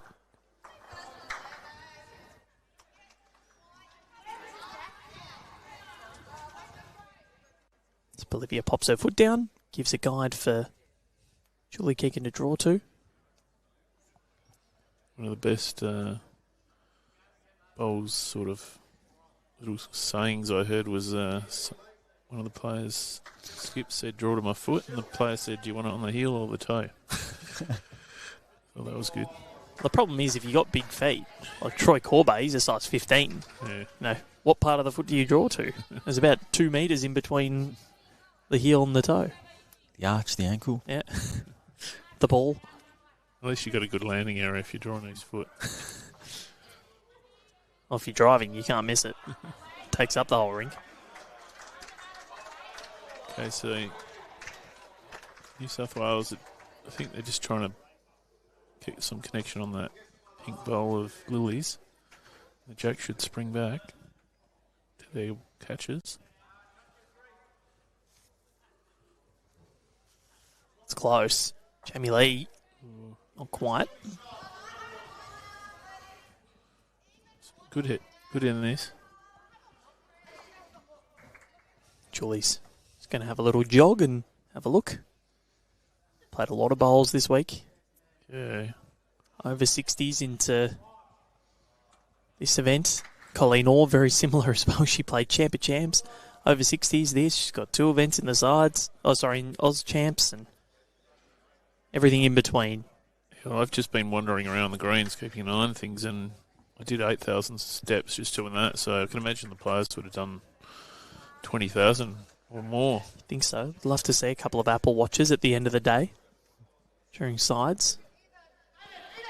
Yeah, fitness would come into it. You don't want to get tired. Lots of fluids. Coffee in the morning imperative. Yes, I heard one of the volunteers say they'd gone through 7 water bottles on this green.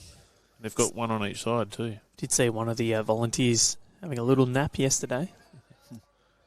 Alex, you did very well to get the camera. I think I managed to get in the way of the shot as well. Julie's got another one in that cluster.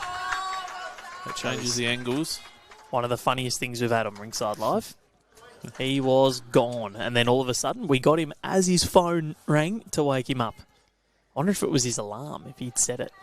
Just a power nap? Yep. You might have had a friend seen him on the live stream and sent him a wake-up call. Yeah, oblivious cam as they have at many sporting events these days. He was caught on it live. Don't want a little nanny-nap myself, but normally not when I'm at the bowls club. No, because you know that you're going to get busted. Ellen Fife. One of the best drivers in the game. Weighted shot. He's got something. Everything has fallen, and I told you the Jack was going to remain in the exact same spot. And still 2 to Queensland, which would make it interesting with 3 ends to play. Bolivia needs to add here. Yeah. Quite desperately. Be willing to say Ellen will probably play Wade again. Split the 2 bowls. Yeah. So if I'm Bolivia, I'm popping one right in front of where Samantha Norona's closest bowl is at about 5 o'clock.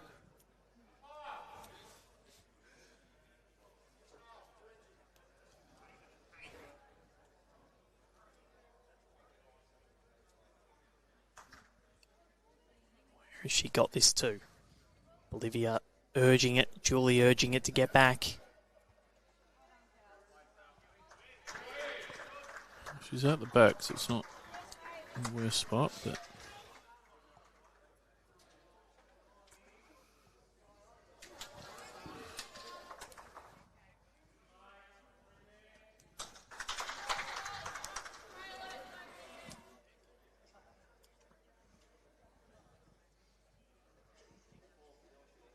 I think she's just trying to arrive to touch that Jack around the corner.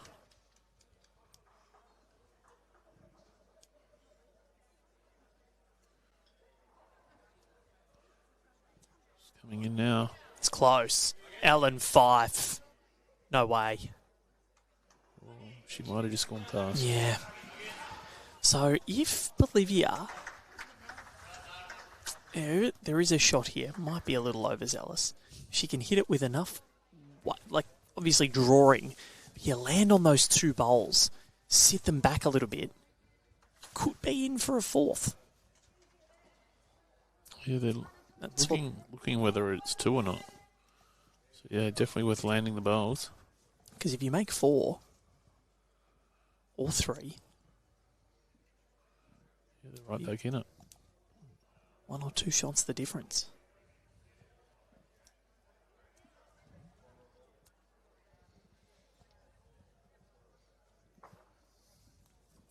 Bolivia Millerick. Huge bowl in the context of this rink. And I tell you what, she's not a mile away, but needs it to start turning. It's held. Now it's coming. Now it's coming.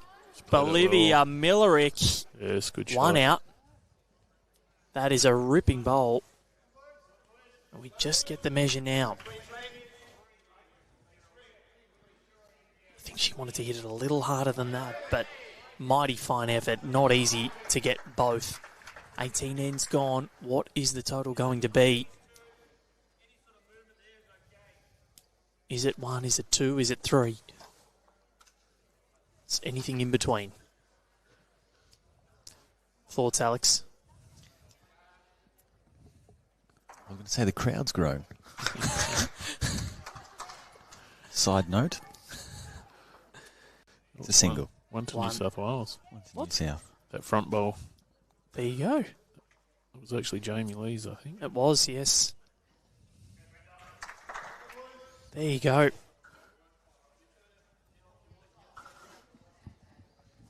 Got confused by there's so much pink out there. Well, that makes it incredibly difficult. 3 ends to play. Yeah, they need to win all 3 ends. Yeah, 2 and over. Look, a big 3. They haven't scored. They've scored a 3 once, but other than that, yeah, nothing more than a 2. Long to go. That is one thing that I've found. How you, I guess you and Aaron are both seasoned, experienced bowlers. Me. Experience within the sport, sorry, in the context of the sport. That was an experienced bowls watcher. Yes. How you can pick the bowls. I still have no idea who's playing with what. Well, they do have stickers. Yeah. They're not always easy to see the stickers if the bowls are up on there. And I've started with 4s, writing down the colours. So I've got them there on me. Just because AO is a nightmare when sometimes you only have 10 minutes in between games. You ask them what bowls they're using and you're thinking, oh, hang on. I don't know whose is whose. They don't have stickers. And we also have a paddler here as well, so he's telling us who's got what. This is the best initiative ever. Bob Carlson has done an incredible job in wrangling paddlers for us. I must say the Bowls Premier League's so good when the teams have got their own colours. Well, that was my first interaction with a bowls event. And I thought, oh, everyone just must bowl with the same bowls. This is unreal. Not realising there are tens of thousands of bowlers in Australia.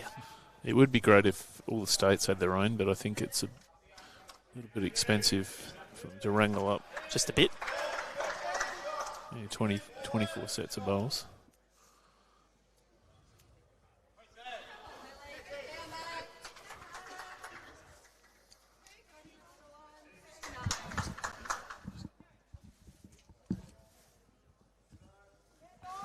So good start by Lily here. Just holding 1.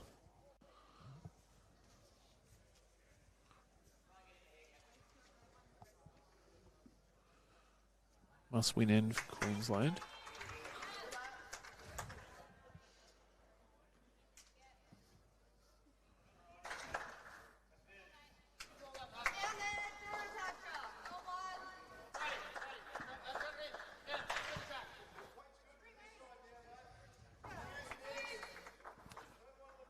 New South Wales comfortable on the big board. So we'll be looking to secure all 3 rinks, and I think one more end should do it for Alan Fife's team. They won't get it easy. It's been a ripper game, this one. Good chat from the Queensland girls the whole match. New South Wales girls have been a little bit quieter, but the support's been there nonetheless. comes Natalie again. She's going to reach. Yes, she's in the area. Oh, she just ran through. She's touched the jack and not finished with shot. It's a good spot there, though.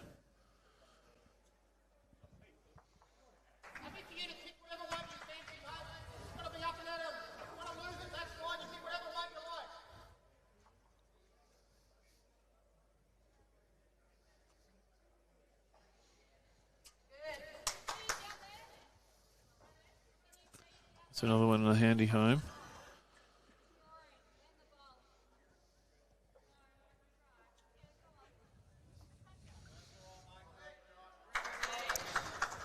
Good encouragement there. Yeah, she's got Jamie Lee reaching here. She's trying to sit the bowl or turn that front one in. She's tight. It's coming back nicely. Just missing on the outside. Again, at the back of the rink. It's going to be handy there. Could come into play.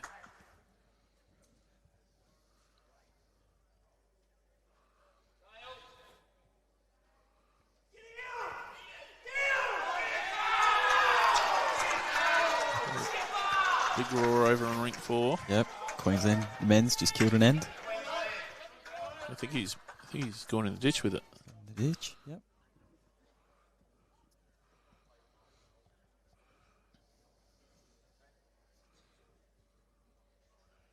Right, Jamie Lee's probably just trying to adjust the line on her last. Sit this pink ball. She's close here.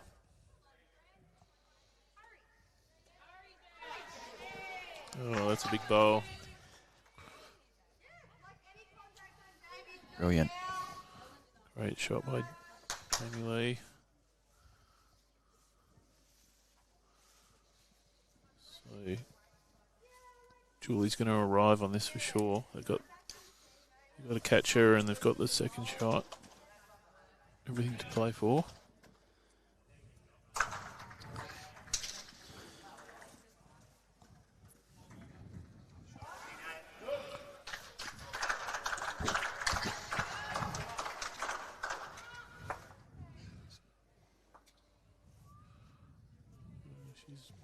Coming off the front one, but it's probably not helping because she's in the road a bit now.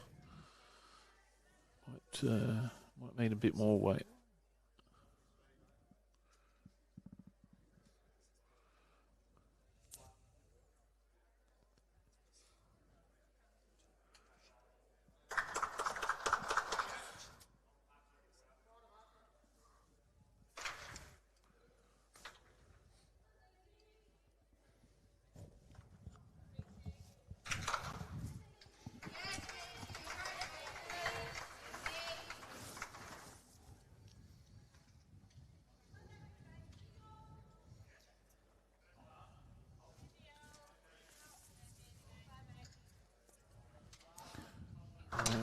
Let's deliver it. Bolivia got. Needs to make contact here.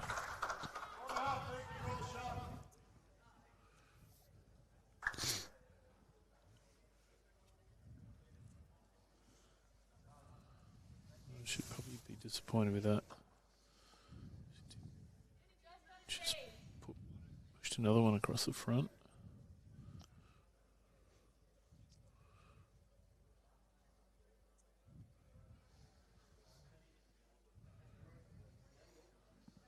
Ellen can get in with another one here. It's going to make it really tough for her.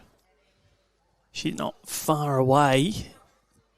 Even if she crashes into Samantha, or yeah, that is Samantha's. So I reckon. So Julie's calling for a bit more weight. She's got to give it a chance here. Push through the front. Hope the right result happens. I think Lee Schreiner might have just played a bomb. He has. So we'll check what's happening in that men's rink, or the men's game between New South Wales and Queensland. Ali Shield on the line. 4 ends to play. New South Wales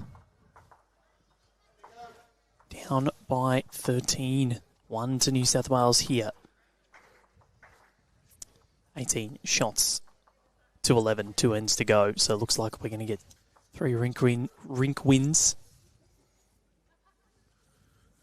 Yeah, the Queensland team need a multiple now. Victoria will beat, well, they've beaten Tasmania as well. So Tassie's hopes of the Alley Shield gone. Does that bring Victoria into contention? They're 2 and 2, so probably not. Queensland 4 and 1. I think that might be 3 and 2 now. Well, they'll be 3 and 2 now, but New South Wales 4 and 1, Queensland 4 and 1. Yeah, okay. They'll be looking at third spot. Yeah, I can't see New South Wales or Queensland dropping out of the top 2 now. Yeah, so it's going to come down to rink points. Yep. What an exciting finish it will be.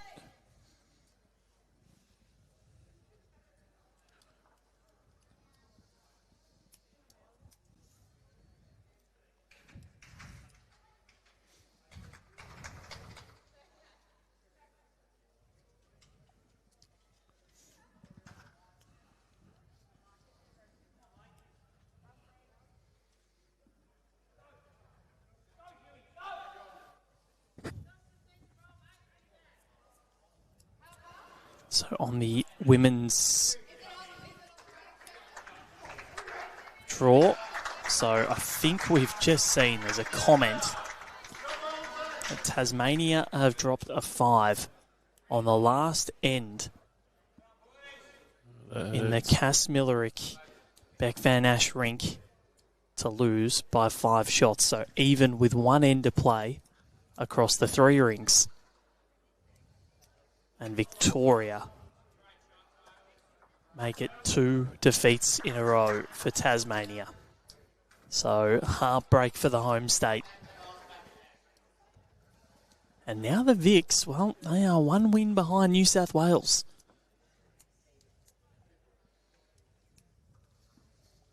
Victoria to play the ACT and NT to finish off. New South Wales to play the NT and ACT to finish it off. So I think New South Wales, they win this and the Marge Morris Trophy. And look, stranger things have happened in the over 60s. We saw the ACT women beat the New South Wales women. But this outfit has been rampant across the 2 and a bit days so far. You never know, Val. Richmond caused a big boil over in the AFL last year. Yeah, we did, but, you know, what else did we do? It's like moving day in the golf. They say moving day, day 3, premiership quarter, true. 3rd day of the championships. That's what we call the BPL Thursday, although now it's Wednesday and Thursday because the event does sort of extend into the better part of Monday. Why would you bring up round 1 with Alex sitting here as well, Aaron? I thought I might get some feedback on that comment. Went over my head, to be honest. Completely put that experience out of mind. I can't really say West Coast with... Well, they caused the boil over. They beat St Kilda. Majority of listeners, watchers and listeners wouldn't be Queenslanders, and New South Wales are probably wondering what the hell we're talking about. It's probably the first time it wasn't me that brought up Richmond. So, Jamie Lee Warsnop on the backhand and trying to get another one in, inflict more pain because it is going to be a New South Wales win. Yeah, they'd be looking to get a 2 here just to ice the game well and truly. Covering all bases. Yep. Smart play.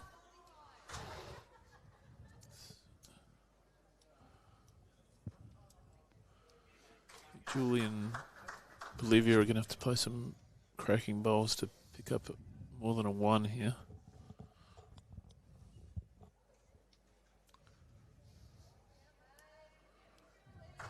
Julie Keegan, can she get down? Well, that's helping. It is. They needed to get one behind. Yeah, they've got 2 on the trail now, which gives them a chance.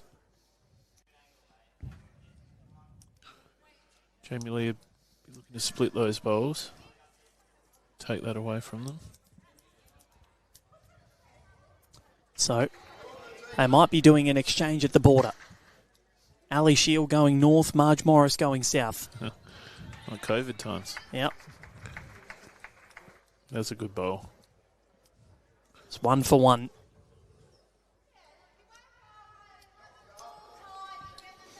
Meeting place, Club Tweed or Point Danger. Yeah. The Point Danger monument that they have there to mark the border.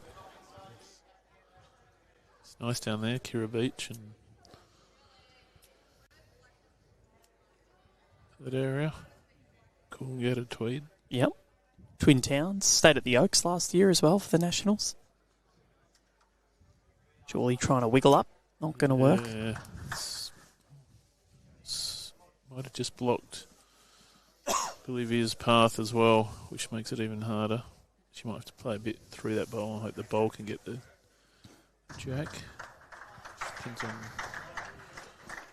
the arc.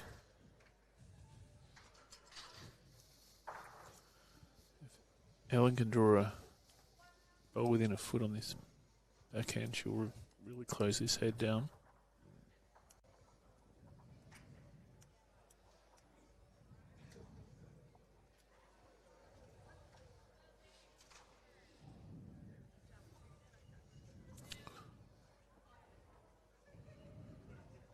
Lands the Queensland bowl.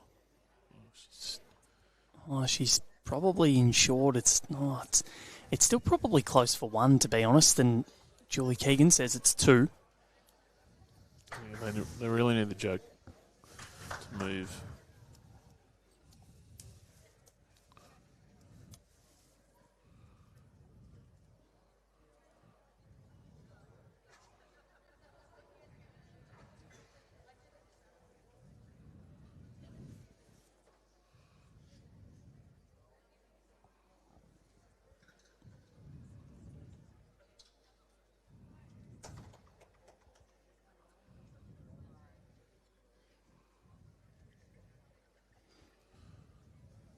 Actually, she's sailed past, so it's getting tougher and tougher for Queensland.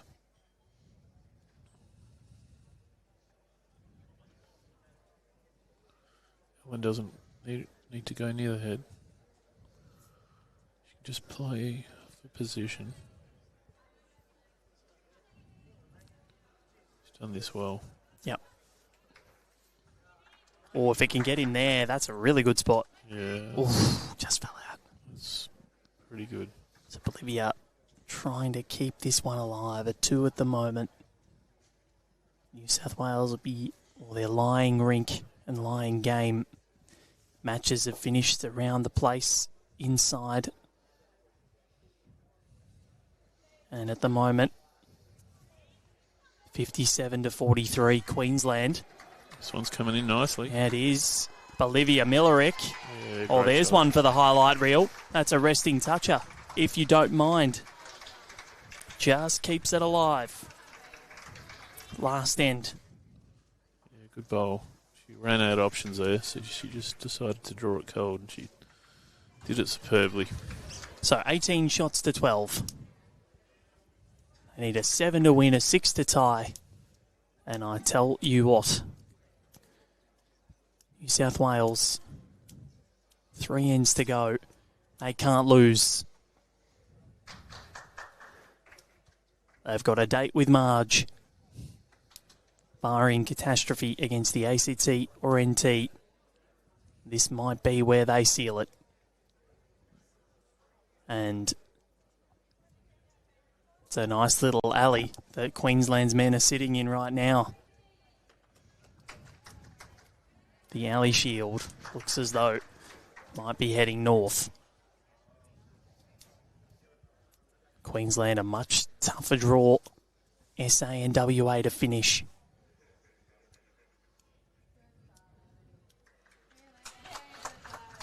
So, I'm not sure if it was by design or by accident, but Queensland shortening up the end. It's probably by design. They need a 6.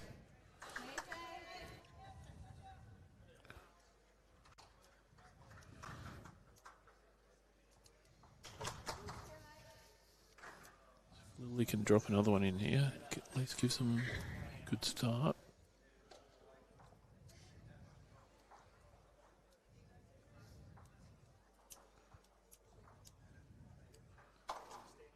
She's done well. It's a final end. She can get it past. Oh, that'll help. Yeah, it's a good Job done for Lily Vardy.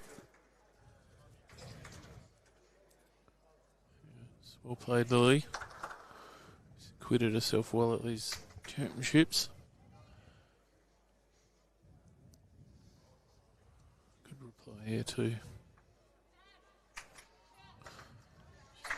Bit unlucky she didn't stick with it. New South Wales girls have always seemed to have the response. Yep. Yeah, they don't play two bad bowls in a row. They're always correction.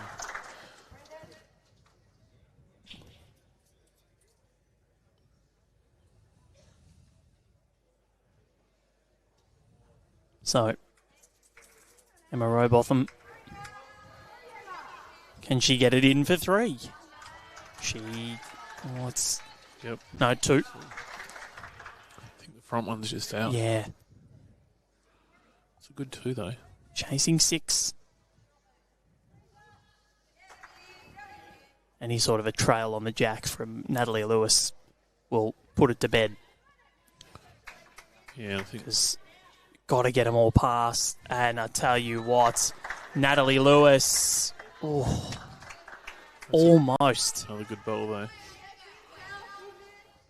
trying to defend a 6. They want to tie it. They want the Rink win. Victoria's men, they are going to beat Tasmania. So Tasmania's hopes of the Alley Shield over. And Marge Morris, of course, as well. Queensland 58-43 ahead with an end to play against New South Wales. Emma Rowbotham, well, is it 4? It's definitely 3. It is. The front one of Lily Vardy just out. Natalie Lewis, a trail, which awfully hard to get. I think she'll just be happy to run into those bowls now. If she hits the jack, it's a bonus. Yep. If she can sort of spill it out, rock onto the bowl, rock onto the jack, onto the bowls. That's another good bowl. Oh, Natalie Lewis. Natalie Lewis, yep. That's a great bowl. Oh, it's going to be a tight head. Julie Keegan. What an end we've had to finish. Yeah, I think Ellen will be happy just to go 3 down here. The way it's Yep. started. Well, they know that they're going to win. You know, yes, the shots do matter, but She won't be trying to hit the bowls out because she doesn't want to kill it and start again. Just in case. yeah, that's going to hurt. And it might be Bolivia that's the one that's going to have to try and kill it. Yeah, it seems funny that you're trying to kill it when you're holding 3 within inches. But Yeah, but the Rink points and Jamie Lee trying to work her way down. It's going to crash into the front. And I'll tell you what, it's actually probably not a bad result because the drive is going to be quite hard to hit. they've got 3 bowls to come, so technically they can still do it. Julie Keegan has to be around the front. Has to be. But It's going to make it hard now. yeah, not really sure where that 6 is coming from to tie it. 7, impossible. Yours is liking this one. I think Yeah, I it's don't mind it. Going past. Yep, don't mind this. So the skips, all down to them. Bolivia and Ellen, 4 bowls to come, unless it is killed.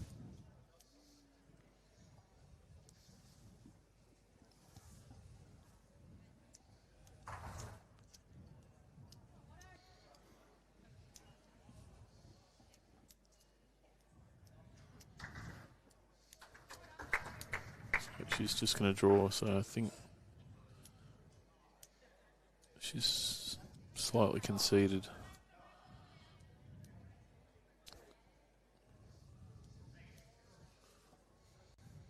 Tell you what, it's another good bowl. It is Oh, just on the outside. One bowl to come left for Bolivia.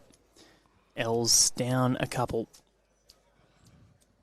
It's been a pretty good quality match, but in the end, New South Wales have proven too strong. Ellen Fife gets a little rub and still wiggling and working. And, well, it's a definite 3 now. Jack wedged in between those 3 bowls of Lily Vardy and Emma Rowbotham. 1 to come for each. They're going to try and survey how they can get a 6 here, unless, well, I'm thinking here. Play with enough weight to hit all 4 of these bowls away. But even then, like, it could work. It could work. If you hit all 4 away, clip them all, but the problem is you got to stay. And then Ellen's got another bowl. Yeah. That's a bigger problem. And I don't think that that's been killed. The Jack is pretty protected. Sound excited, Val? Can't be killed. You know me. I don't even think they're going to try that. I think they're just going to take their medicine, unfortunately. Well, I think it's arriving. Yeah. Trying to hit them away if she can. Bolivia Millerick. Well, it's coming. Bolivia Millerick. She's got a counter. Yeah. Oh, no, she fell out. So still 3. Zell's going to bowl it.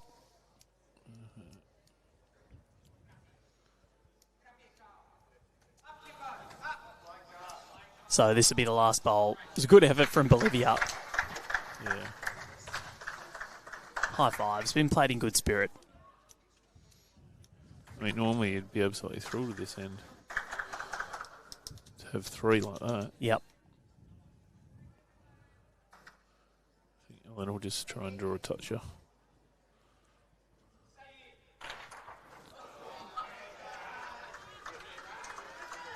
Kane Nelson kills an end. Final end, and he's killed it. Just to rub salt into the wounds of the Lee Schreiner Rink. And Ellen Fife, final bowl of the contest. And I tell you what, she's so close. Bad effort. Just drifts underneath, and that'll do it. That'll be 3 to Queensland. And in the end, it's 18-15. New South Wales get the victory. Samantha Nerona, Natalie Lewis, Jamie Lee Worsnop, and Ellen Fife seal a big victory for the New South Wales team. They have got one hand on the Marge Morris Trophy, and they will be mightily pleased with how that match has transpired. Aaron Devonport, thank you very much. Well done on your Ringside Live debut. Thanks, Val. It was a pleasure to be part of the commentary team. Great to have you on board. And Alex, well done to you, mate. You absolutely dominated on the tools. Just on fire, my friend, as per usual. So well done to you. Thank you, mate. Keen to stick around. Should be good. We've got the South Australians up against the Tasmanians next. The home states. We'll get our first look at them. It's women's action after this at about 1 o'clock. So in 40 minutes' time, we'll be back then.